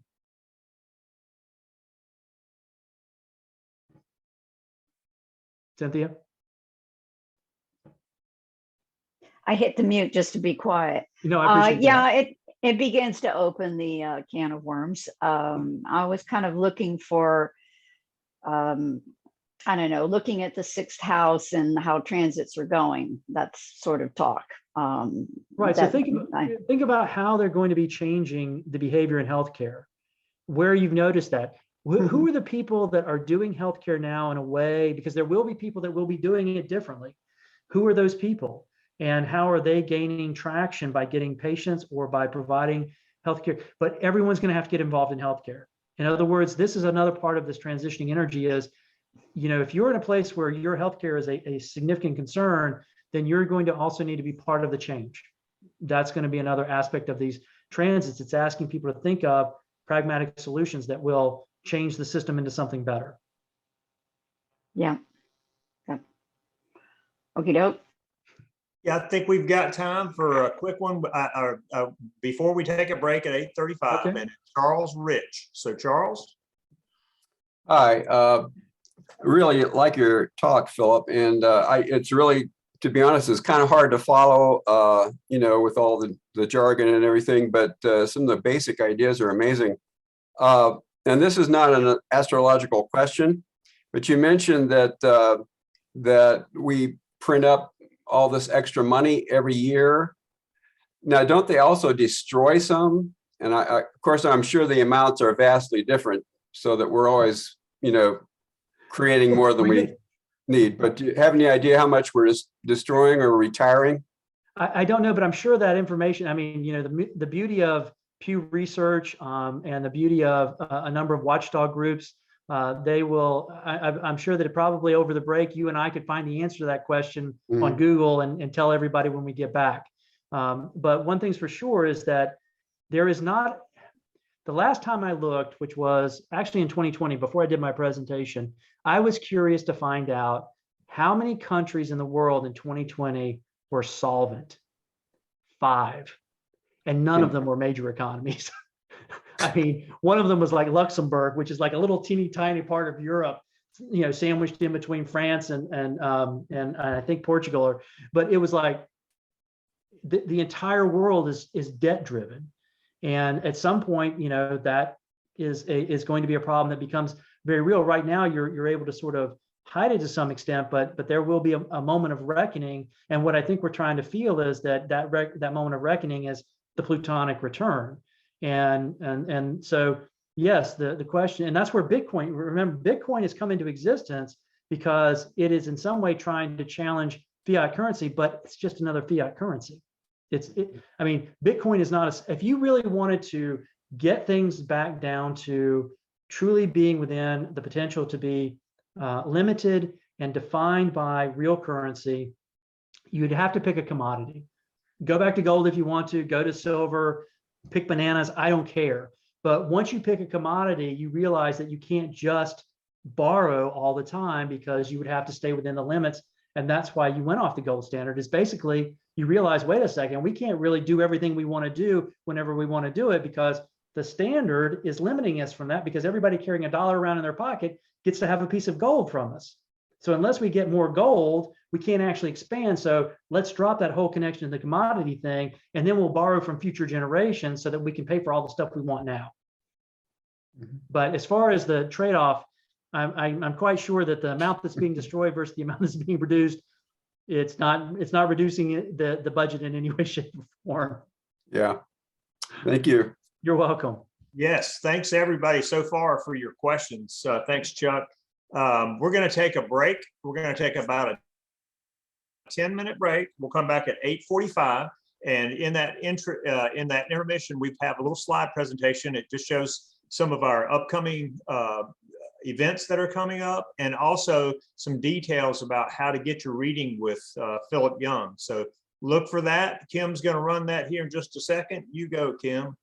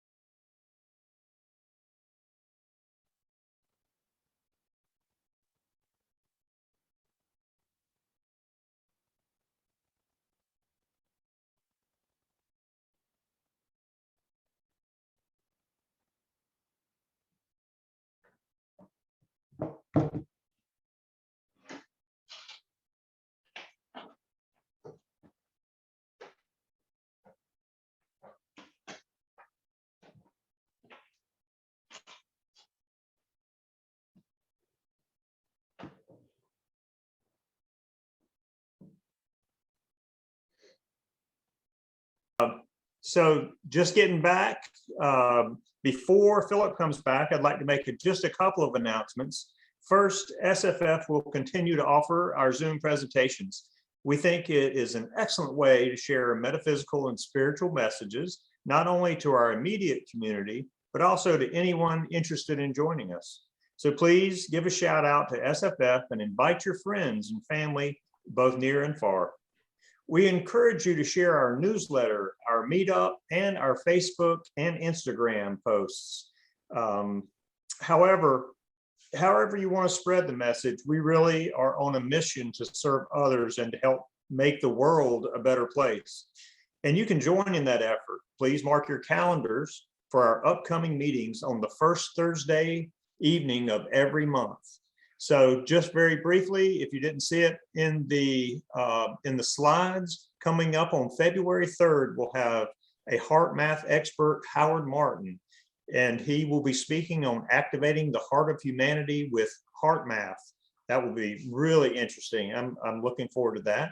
We are so excited to get someone of his caliber to help us find out about heart math. And on March 3rd, Kelly Sullivan Walden is one of America's premier dream analysts and the best-selling author of multiple dream books. She'll be here and she'll talk about dream work to awaken your hero's journey. To learn more, check our website at spiritual-frontiers.com and look for announcements in email, Meetup, Eventbrite, Facebook, and Instagram. Also, Spiritual Frontiers Fellowship is looking for volunteers who want to help us serve the community. You can do that by becoming an SFF angel who helps with supportive jobs such as proofreading or sharing on social media, our social media messages, and those are just some examples. We have some board positions too. One is the Zoom coordinator. This person will oversee our Zoom presentations, which is a bit of a technical job, but you won't be alone. We'll be there to help you. Another one is the secretary to help keep the minutes and contribute to the board's decisions. When you help SFF, you get free access to our live Zoom or in-person lectures, and you join in a great group of like-minded people on the board. If you're interested in being an angel or a board member, please send an email to chairperson@spiritual-frontiers.com. We'd love to connect with you. So welcome back, and Philip's going to continue with the Q&A. And I did see a hand up. I think it was Anthony Malone, and I'm going to let Philip take back over. So yes, what I want to do is I want to answer Anthony's question, and then I want to shift gears and start looking at some of the individual charts and talk about the second part, which will be the personal chart and how to look at the personal chart. So Anthony, if you're still available, I'd like to answer your question from the previous session. If you're still out there. Yeah, that was an accident. Okay, outstanding. And just very quickly, Chuck, I did a little bit of Googling around. It's funny, I couldn't find a clear answer for how much is destroyed, but I did find that 80% of all US dollars in existence were printed in the last 22 months. And that's according to techstartup.com. So if you, now it's funny, what I did find in terms of destruction was weight, like a certain number of tons is destroyed, but I couldn't find the clear delineation between number of actually say dollar bills being printed and the number of dollar bills being destroyed. But without a doubt, I'm confident in saying that, you know, it's well beyond right. the difference. So anyway, welcome back, everyone. What I want to do with this next part is pull down away from the big global picture and the US picture and talk about what astrology can do for you as an individual. One of the things that I often sort of humorously say that I certainly enjoy about astrology, and I think people who choose to get a reading, is that it really is all about you. Astrology does not actually do well with generalizations. People will oftentimes come up to me and they'll say, "Oh, I'm a Taurus. What can you tell me about myself?" I'm like, not really much. I can give you some platitudes about Taurus, but it really won't mean anything, because to me, each person that I encounter is a whole chart. So I'm going to put my screen share back up here, and I want to show you what I actually mean by that, based on some of the people that were kind enough to share their charts with me. And I am going to get the screen share here. So the person who actually got theirs in very first was Donna, and I identified her as numero uno. And so when someone, comes into my field of vision, let's say, or says, I'd like to know more about my astrology, this is what I'm thinking about as a person. So, and I'll use Donna's chart as an example here to indicate what I'm saying. So Donna could come up to me and say, oh, hey, I'm a Sagittarius. What can you tell me about Sagittarius? And I'd be like, well, this little circle with a dot in it is her sun by representation in this chart design. I can see that she's a Sagittarius because this is the little symbol for Sagittarius. In fact, she was born with Sagittarius at 26 degrees. And let's just say, I just want to talk to her about the sun. And we're going to get way, way, way past just the horoscope and what you would say about a Sagittarius sun. So I'm going to use a lot of astrological technical language here just to kind of show off a little bit. I don't expect you to follow this. And to a certain extent, Charles had a good point, for me to do a presentation, I want you to understand that I use a technical skill, study, scholarship to get to these conclusions and these propositions. But I don't want you to get bound up in that unless you have a real burning desire to understand the jargon of astrology. I really think Charles also made a good point of picking out what it is that's the essential message of the jargon that I try to at least also deliver that as well. But let's just sort of take a sun of one example of someone from a chart. So the first thing is that the sun is in Sagittarius. So there's a value there. Sagittarian energy is exploration, it's scholarship, it's belief. These are the things that Sagittarius energy is fascinated by. Now, in astrology, there is something known as decans. And the decans represent each of the first 10 degrees of a sign. So for Sagittarius, the first 10 degrees are considered the Sagittarius decan. And the second 10 degrees are considered the Aries decan. And the third 10 degrees are considered the Leo decan. So in the case of Donna, her sun is a Sagittarius Leo sun. So that means that her sun actually has the influence of Leonine energy as part of its design. Now, there's another thing to consider here, which is what's called dispositorship. That means that we want to understand where the sun is looking to if it's not in its own sign. The sun naturally rules Leo. So if someone has a Leo sun sign, the sun is in its final disposition. That is where it resides because that is its rulership. Now, since the sun is in Sagittarius, to do dispositorship and find out where the final dispositor, the final sort of understanding of this sun is, we have to sort of root around to locate it, which means the first thing we're going to do is look at who is the ruler of Sagittarius. Well, that ruler happens to be Jupiter. So from here, I'm going to look over and go, oh, here's Jupiter. It's looking to Jupiter first because that's the first dispositing, because Jupiter rules the sign that it's in by being in Sagittarius. And then the next thing I'm going to do is, well, Jupiter's not in its actual sign of rulership. It's in Aquarius. And if we take a look at where the ruler of Aquarius is using the modern ruler, which is Uranus, now we're actually going to be headed over here to look at where Uranus is in the chart, which happens to be in Virgo. So we're still trying to find the final dispositing energy of this particular sun. Well, that means that Virgo, which is actually ruled by Mercury, so we got to now locate where Mercury is in the chart to understand this sun. To fully understand the sun, I have to pass through Jupiter and Uranus, and then I've got to find out where Mercury is. Well, it turns out Mercury is down here in Sagittarius. It's going to be down here in Sagittarius, which means that the next move would be for it to go back to Jupiter. And since that's where it would return to, the final dispositor for this particular sun in this particular chart happens to be Mercury. So that means that for me to understand her sun sign, her life path energy, I need to look at these other 2 points as well as the final dispositor to get a sense of what her sun represents.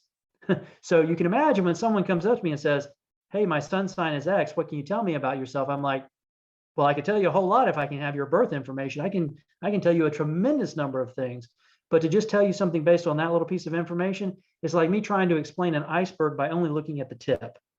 And as you know, with icebergs, the majority of it is underwater and unseen. And that's just not even the end of it. The next thing is, what about all the points that are forming a relationship with this sun? And in this case, you see all of these lines that are here indicating that the sun has a relationship with other points in the chart. And those points are also going to influence the life path energy of this particular individual. And the placement of it being in the 4th house, which is the house of family, means that a lot of this energy is going to be charted through her experiences with the family she grew up in and with the family that she creates for herself. And then, again, to add more detail to it, if we break out of this and do the same thing with her chart that we did with, say, the US chart, and we consider what it looks like with the transits that are going on right now, and we go here and we actually do something where we look at 2 charts overlaying. We take her chart on the inside and we add the transits for today. Then I have to go, what's going on with this sun and these transits? Anything that I need to share with her that might be important? And the way that would be determined is, are any of these points at the same degree as her sun? Well, as it turns out, Pluto happens to be at 26 degrees right now. It's in the sign right next to her sun. And this is a not common aspect, but it's still worth noting that Pluto is sitting side by side with her sun in her 5th house of creative energy that's lined up with her Saturn. And that's definitely something I would want to talk to her about. So the idea of trying to understand what you can get from your astrology chart is a tremendous amount of information, but it's also going to refine you in terms of other people that share the same sun sign. So one Sagittarius sun sign is not going to be like another Sagittarius sun sign, which is why, in terms of, if someone said to me, would you get rid of skeptics or would you get rid of the daily horoscope? My answer would be, I would absolutely get rid of the daily horoscope. It's great that people come into contact with astrology through it. I think that's a nice thing. But the idea that you're getting anything useful about your astrology from the daily horoscope is, honestly, it's laughable in terms of the complexity of what your actual design looks like. So a personal natal chart is literally the layout of the solar system when you took your first breath. And so the center of the chart is actually the position of the Earth. And then each of the glyphs around it represents different astronomical bodies and the position they were in at the time of your birth. And then in terms of how astrology looks at everything, everything has meaning. And so as an example, another thing to point out about her chart, and let me actually back up to the full chart to show a demonstration here, is that this chart also has something that you can learn about the actual layout of the circumstances of the day she was born. And to make the point of what I'm trying to describe here, if we take this AS, which represents the ascendant, or where the sun was going to cross the horizon on the day she was born, because she was born at 12:20 a.m., and then the descendant is where it was going to set on that day, knowing that this represents the horizon line, just by looking at this chart, if I did not have any of this information over here, if someone just showed me her chart and said, hey, what can you tell me about this chart? I could tell you she was born at night. And the reason I can tell you that is because her sun is below the horizon. If the sun were on this other side of this line, I would know that she was born during the day. So there's the astronomical information, and then there is the meaningful information. And the idea of what makes it meaningful is that each of the glyphs represents a different correlation. And I like the word correlation to human behavior, because that's what's really been studied through astrology's history. And so the sun sign is really the energy of the life path. And the moon, wherever the moon happens to be in the chart, is the energy of the soul path. And so if we look for where her moon is, it's up here, and it's in the sign of Taurus.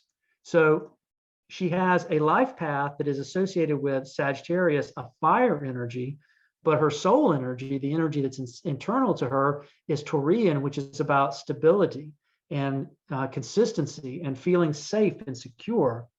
And then we have to associate that with its position, which in this case happens to be in the 9th house. So part of her ability to find her security would be through mastery of knowledge or a skill, because that's what the 9th house deals with. So let's back it up even a little bit more. Let's try to get down to the sort of the fundamentals of what this chart actually represents for everyone. And in order to do that, I'm actually going to switch over to the next chart, which is Eileen's chart. So when I like to try to explain astrology to people, I like to talk about 5 keys. 4 of the keys involve data, and the 5th key is your free will and the choices that you make. So the 4 keys that are represented here in this graphic are the signs that are the icons for the astronomical bodies. So I'm circling the sun here, and sorry, I didn't get over the chart that I wanted to get to. Hold on just a moment. So I wanted to switch over to Eileen's chart.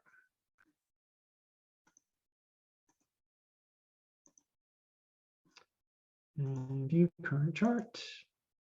Okay, so when we're looking at the 4 keys of astrology that are factual, we're going to look at these actual points, and I prefer to use points rather than planets. This is a pet peeve of mine because the sun is not a planet, it's a star.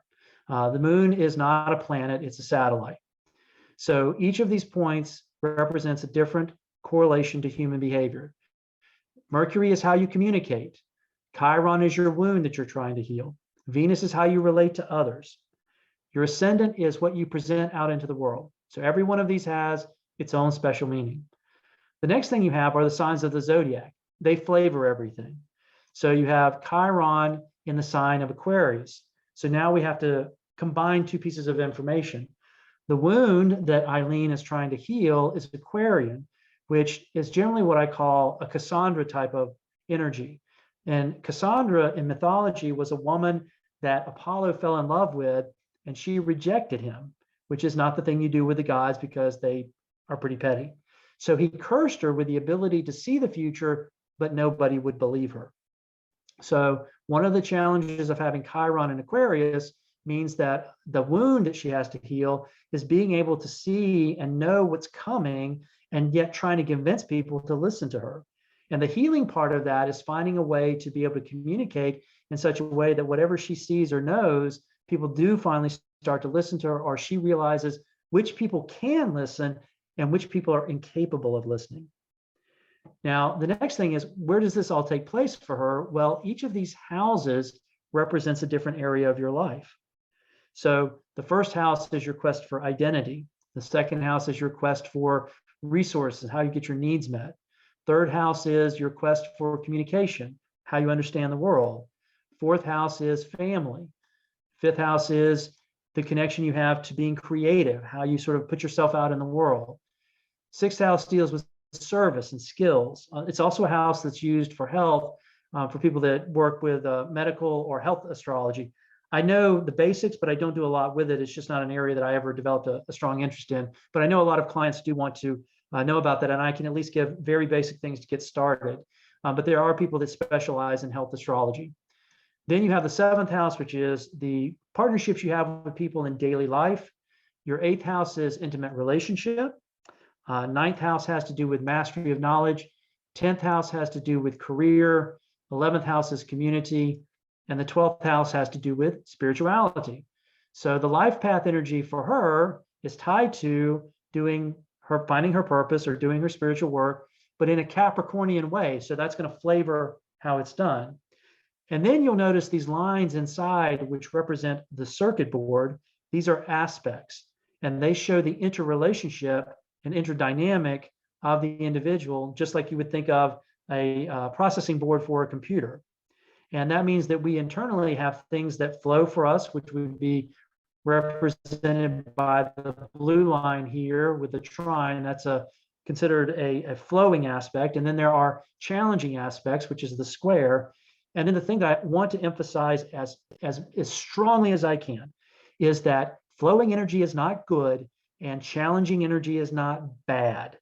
It's simply a behavior. And sometimes the challenging energy is exactly what a soul and a person uses to grow and be successful. And sometimes flowing energy is what makes people lazy. So the thing that astrology has really tried to help me understand is not to conflate things, right? Conflation is when you go, that's a beautiful person, they must be trustworthy. Nope. Beauty is its own thing. Trustworthiness is its own thing. And sometimes those things are together and sometimes they're not. But you should never assume that one thing leads to another, especially when it comes to types of appearances. Nor should it be like, oh my goodness, I've got a lot of blue lines. My life is going to be really good. And yet I'm having all of these struggles and I don't have any red lines. Well, that's because the blue lines don't result in good outcomes. It just means the energy flows a certain way. And then the red lines, it creates a type of challenge energy between the two. So when I'm doing a chart for someone, like I'm sort of looking at the chart for this individual, I'm sort of taking into account all of these different pieces of information and then trying to determine, one, is there anything that I, without any prompting from Eileen, would want to communicate to her? And then two, the process of getting a reading should be a dialogue. It should be a situation where you come to me and you might have questions like, well, what in my chart can help me understand my relationship with my mother? Or can help me understand why I am interested in this type of career. We can look at that information and dialogue about that by looking at one's chart. So the idea is that at the base level of all astrology for the individual is your birth chart. And it is important to know your birth date, your birth time, and your birth location. Now, of course, in astrological practice, it does happen that people come along and they don't know their birth time, and they actually go to their birth certificate and find out that it's not on the birth time. And that's okay. We have a way of figuring out a birth time to work with in a chart. There's an older process called rectification, which involves getting a lot of information about your life and trying to work back to the chart that would most likely lead to some of the outcomes that you experienced. Another way of doing it is muscle testing, which is what I like to do. So if you don't know your birth time, you are not in any way barred from getting an astrology reading. What we can do is actually do a muscle testing technique that involves balance, which can be done over the phone. I've worked with clients in Australia, in New Zealand, and South America that didn't know their birth time. We do the muscle testing over the phone. We find out what the birth time is, because the principle of muscle testing is you have perfect recall of every moment of your cellular existence. You just don't have the clear mind to get to it, consciously. So this is a way to work around that. But once we have that information, there are a ton of things that we can do. For example, let's use Cindy as an example and the next chart, which is Patricia. And if we wanted to know about how these two people would interact with one another, we can do something called a synastry reading, which means that I would take Cindy's chart and Patricia's chart, and I would look at them in relation to one another. Cindy's chart is on the inside and Patricia's chart is on the outside. And from this, I can see how Patricia applies her energy to Cindy. So for example, her sun over here in Gemini shines on Cindy's first house, which means that when in the presence of Patricia, Cindy is going to feel like Patricia is shining on her identity, how she understands herself. And if we switch this, if we swap them out and we put Patricia on the inside and Cindy on the outside, Cindy's sun is shining on the 11th house for Patricia, which means that she's going to bring energy to the part of the chart that deals with community. And interestingly enough, on also a part of the chart where Patricia doesn't have any points to begin with. So this would be an area in which Cindy's energy would amplify something that doesn't have natural energy in it because of the way the chart shaped out for Patricia. Now, once we've got synastry, we can talk about all sorts of things like significant events. There's another part of astrology called mundane astrology, which is people will come to me and say, I've met my love of my life and we want to get married. What's a good date for us to get married? Your marriage is actually a birth chart, and you can actually set it up. You can consciously decide, hey, I would like to look at some dates in the future and find one that works really well with my chart and the person that I'm involved with. And then we can actually cast a chart for that future date see what's going on that day and how it relates to your chart to find out if that's a good date to actually get married on. And that's another aspect of the type of work. There's also the idea of electoral astrology, which is electing something like starting a business. You can consider using astrology for that. So there's numerous uses for astrology in terms of your chart that are so much more complex and more interesting than just what you would find reading a book about your sun being in this sign or your sun being in this house. So what I really want to do is have these charts available to answer some questions. So if anyone has any questions that they would like to ask, I would like to reopen the floor, and I'll do my best to answer those questions, keeping in mind that I'm going to really try to direct the answers to be something that would apply to everyone in understanding the value by using a specific example from a chart, from the charts of the people that allow me to put their charts up here. So any questions, please feel free to ask. I see Mohammed El Bakray. What is your question, Mohammed? I need to release, hold on.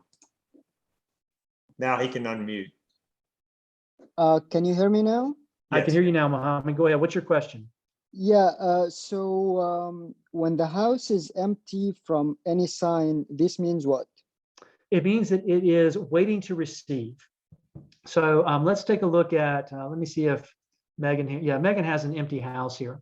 So if we take a look at the upper part of the chart, her 9th and her 10th house don't have any energy in them. And what that means is that it needs energy from the outside to help activate it. Or once you sort of know your astrology, Megan would have to put energy in this direction because she doesn't have any points in Libra. But if someone has a Libra sun or has a Libra moon or a Libra ascendant, they're going to activate this energy for her. Otherwise, she's going to have to actually apply energy, because it's like, the metaphor I like to use is, imagine the plug in your wall, right? Like you would plug an outlet. That's what an empty house is like. It's going to do something, but it needs something plugged into it. If you look at these other houses that actually have energy in them, those are like plugs themselves. They're ready to go. They're looking for a place to plug in. So empty houses are fairly common. At least usually most charts have one, maybe two. My chart's an oddity because I actually have 5 empty houses, because I have what's called the seesaw chart. So I have everything on one side and everything on another side, and then I have all these empty houses in between. And again, everything's going to have a value. So if we take a look, say, for example, at Megan's chart, and we look at where her sun is, it's down here in her 5th house of creativity. And that means that a lot of her focus in this lifetime is how to find her creative energy. But if she wants that to translate into something in a career, she's going to need help from the outside to get that energy expressed. So does that answer your question, Mohammed? Yeah, that's perfect. Thank you so much, sir. You're welcome. Other questions?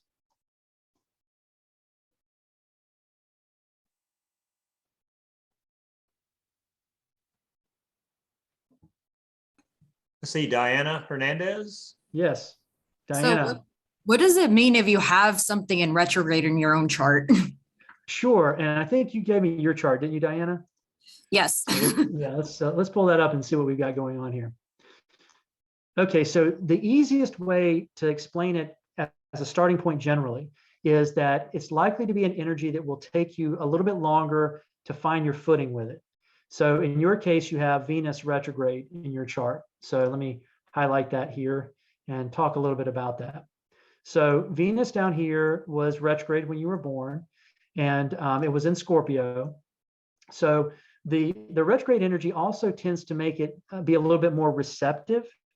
And so if you were to think about how you're going to find the energy works best for you, that feels comfortable to you, is for someone to approach you. So retrograde energy likes to respond rather than initiate. And not only that, but with Scorpio, you can kind of keep it a little bit tight to your vest in terms of forming friendships or connecting with people, because Scorpio's energy isn't just out there to begin with. It likes to, sort of build trust and sort of figure things out and keep itself a little bit contained. And the retrograde would sort of amplify that. So the idea would be that, you have to allow yourself to be comfortable kind of responding with a retrograde energy that really likes to be sort of like tapped on the shoulder and engaged rather than putting that out there for yourself. And you also have your sun in Scorpio. So that's going to be another quality where there's a bit of desire to be pursued with this design. Does that make sense? Yeah, it does. Diana? Thank you. So if you've got retrograde energy in your chart with any of the points, especially if it also happens to be one of the outer points, that isn't the case, I don't think, in any of your other points here. Let me just get to where I can see a little more clearly. If you notice that when you look at a chart and you get your chart done, you have it produced like I've done it here with this program, and you can get it done online with many programs, and you see something like Saturn retrograde or Uranus retrograde, it often means that you'll find those energies finding their full expression later in life. Like with Saturn, it would be closer to your 30s. With Uranus, you might not really get that energy's recognition and how to utilize it until you get into your 40s because of the speed of it.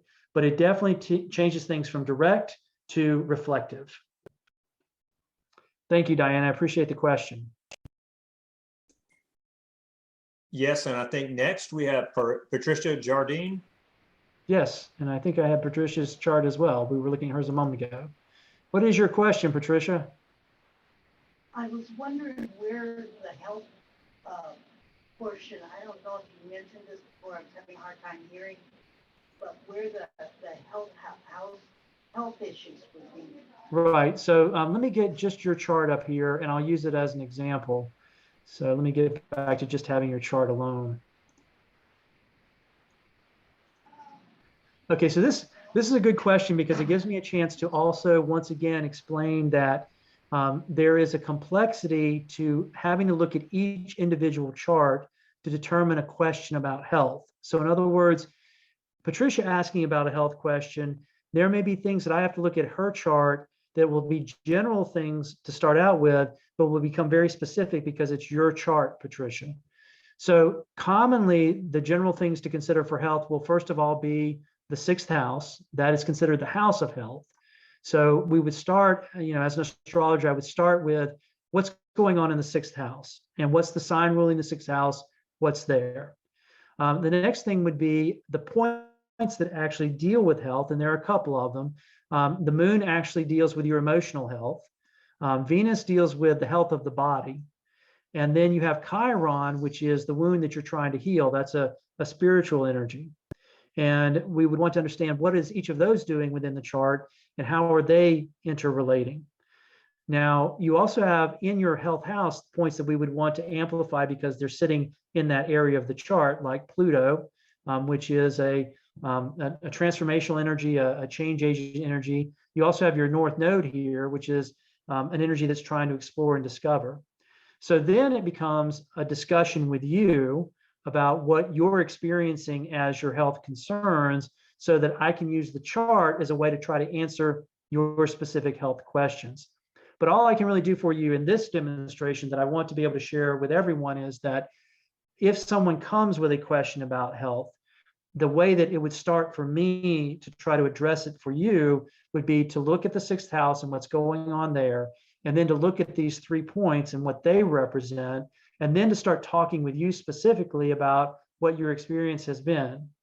Also, we would have to consider what's going on even with Mars, which is associated usually with concerns about accidents or concerns about how you're using your energy and how that's applying itself to your health questions as well.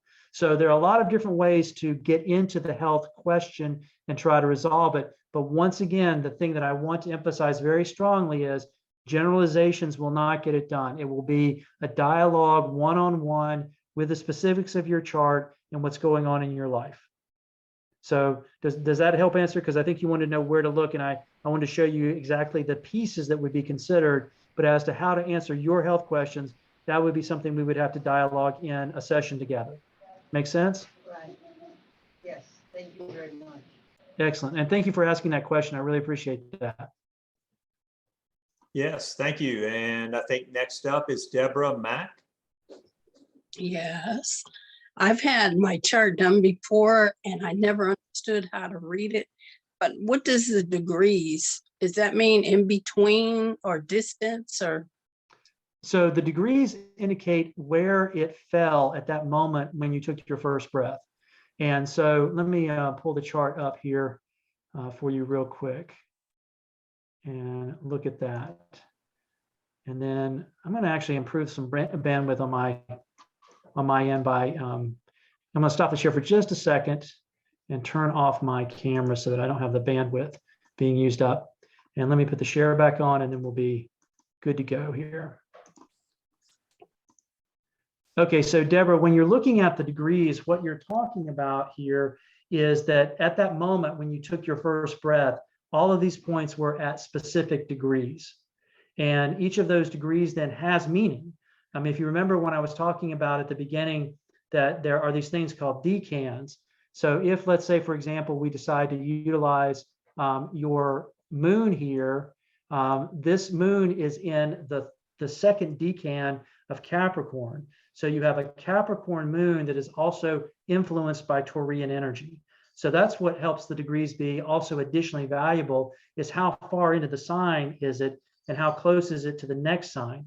And since your moon sits right in the middle of Capricorn, that Capricornian energy is not being influenced by the previous sign or the following sign because it's right in the center of it. So that means something to me to convey to you about how your moon operates.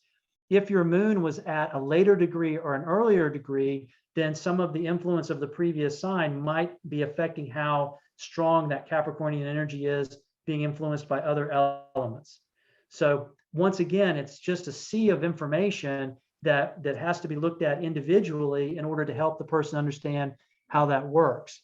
So if we're taking your moon just into consideration and it being a Capricorn moon, your sole purpose is to feel like you're achieving something, and then specifically from a spiritual perspective. Now, the other thing that I would like to point out, since you do know something about your chart that gives me a chance to say this, is there are different house systems that you can use to cast a chart. The system that I use is called the whole sign system. The one that most people encounter when they first encounter the astrology is what's called the Plastis system. So if you've looked at your chart previously, there's a good chance that that AS formed the cusp of your first house, but here it's a point within the house. And so here's the thing I also want to communicate to you about astrology is not a science.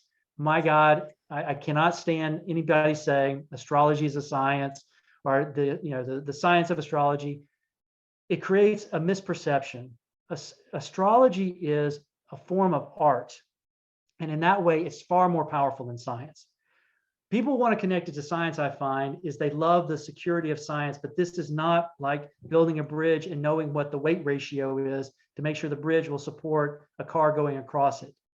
This is something that is far more adaptable, it's far more creative, it's far more artistic. And so the way I like to describe it is if you went to a museum and you had an issue on your mind that you were worried about, and you saw a painting by an artist, whether it's a famous artist or a local artist, and in that moment, you realize the answer of your problem, right?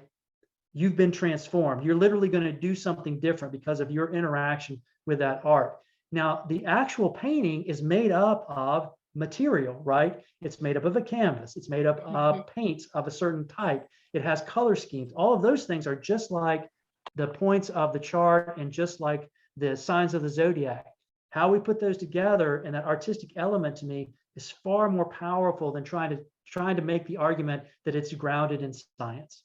So just sharing a personal bias of mine that to me, the actual experience of astrology comes through more powerfully when you don't try to get it to be fated or defined or fixed, but you look at it as a tool that is designed to help you be more engaged in your life experience. So I know your original question was about degrees, but does that answer your question about degrees and then a little bit more? Yeah, because then I was going to say that what would be the most important thing to focus on, but you just said that. So, well, and that's a great question. Is that to some extent it can be if you were to come to me and say, tell me the first thing that jumps out in the chart to you, right? Now, here's the thing. This is one of the best articles I read was a book that talked about being a professional astrologer. And it's another part of being honest as an astrologer is I have a chart. and my chart is actually engaging with your chart when we're having a session together. And so what I will see and talk to you about is significant will maybe be something that another astrologer would also identify, because there will be some things that can be quite profound. Like, for example, I can key in on Chiron here for you because you have a number of points that are interacting with Chiron by all these lines that are hitting Chiron, right? So there's a square that's occurring with Jupiter down here. You also have a trine that's coming from your south node. There's another square from Mars up here. I would want to talk to you about Chiron because all of this going on. But another astrologer who might be lined up differently than my astrology might look at your chart and go, oh my goodness, you know, what's really significant here is that this sun here is in Sagittarius and it's in a position where it's not got a lot of support. I need to tell Deborah about that. So that's one way. And then the other thing is you come with your own questions. It's like, my gosh, I've got this situation going on with my career. Tell me what my chart needs to do. I need to know from my chart that will help me with my career. Or you might come and say, I'm having a really tough time with one of my children.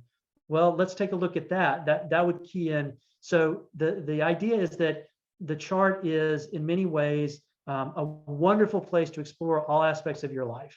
And then if you ask an astrologer to tell you what's important, they're going to give you a message that you're going to work with that's also going to be influenced by who that astrologer is as well. Okay.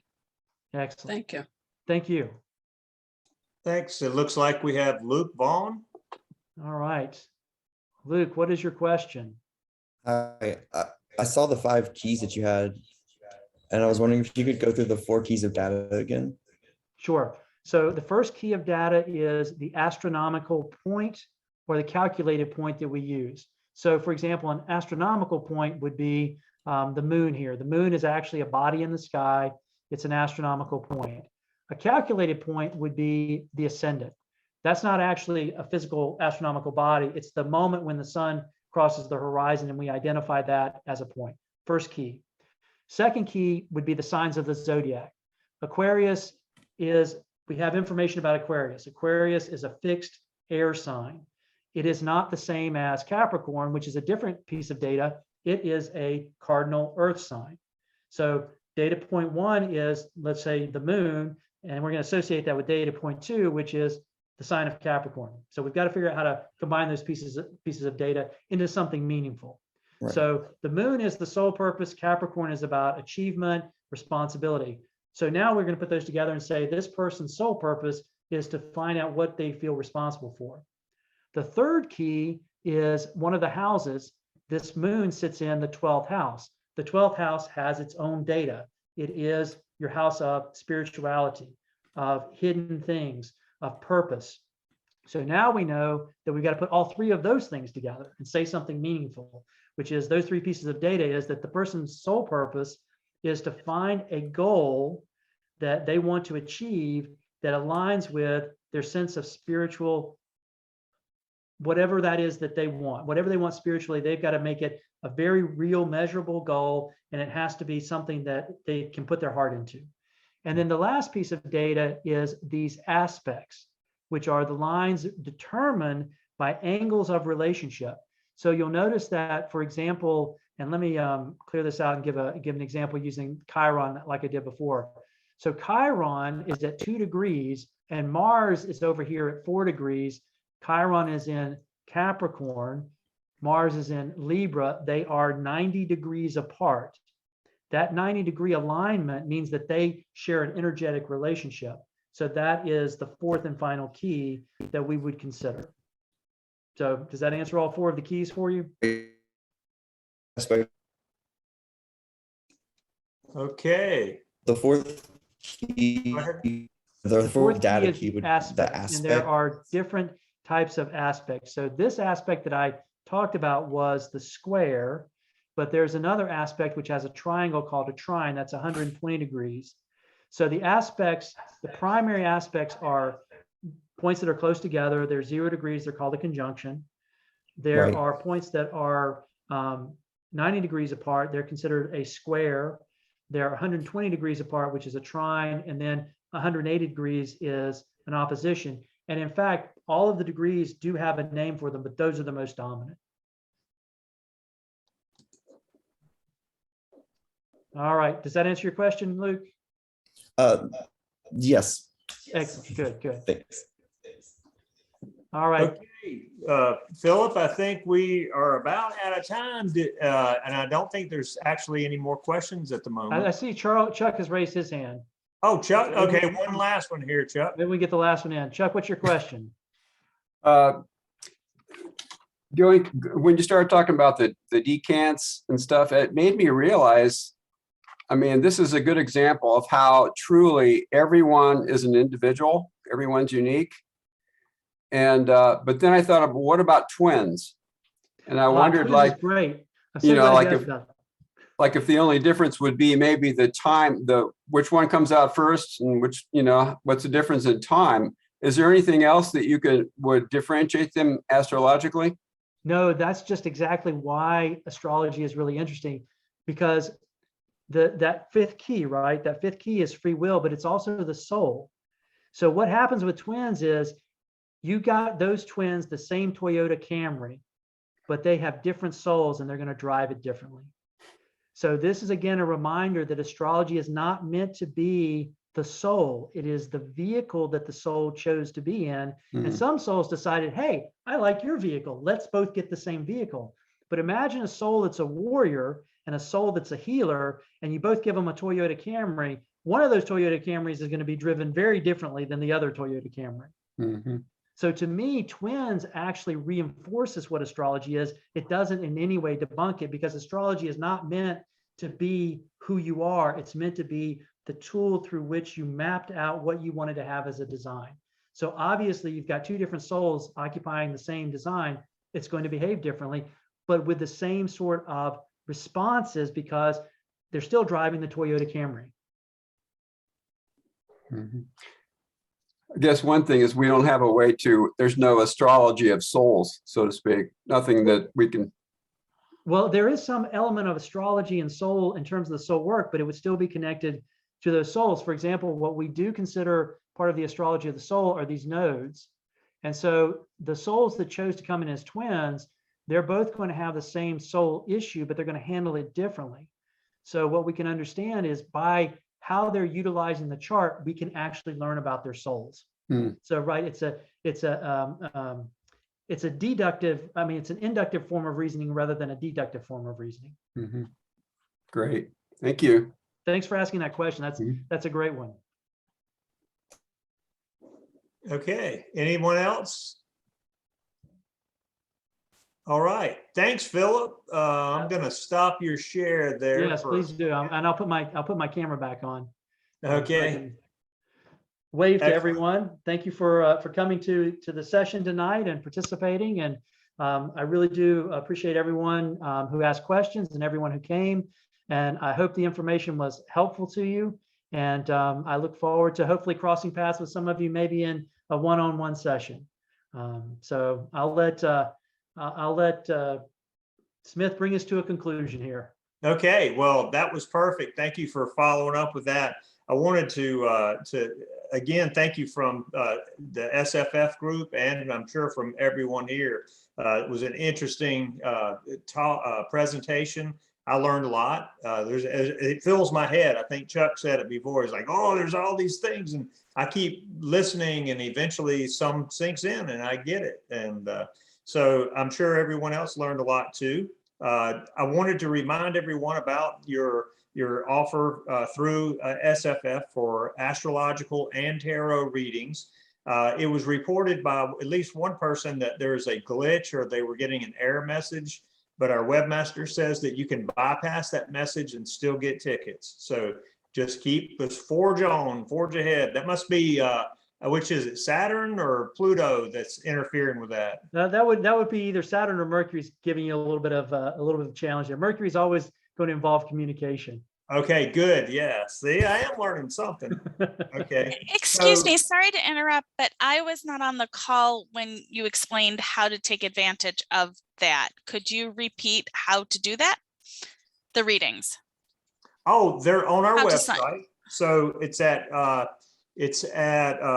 Spiritual Frontiers spiritual-frontiers.com.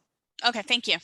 And just go to his event, and there's a link to where you can buy tickets for his either the astrological reading or for tarot readings or both. And just remind everyone, all the information that I gave you is actually part of a document that I will be converting into a PDF, and I will be sending that to Smith. And that will be something that he can also make available to all of you that came to the session. So if you want to be able to more slowly take in the information, you can certainly do that by reading the document. Excellent. Thank you. Thank you. So well, everyone, have a wonderful night, and welcome to 2022. Make it a great year. That's what I was going to kind of follow up with. We hope you have a great year, and thanks again, everybody, for joining us. And thank you so much again, Philip. It's another powerful message. Thank you much. You're welcome. Good night, everyone. Good night. Thanks, Philip.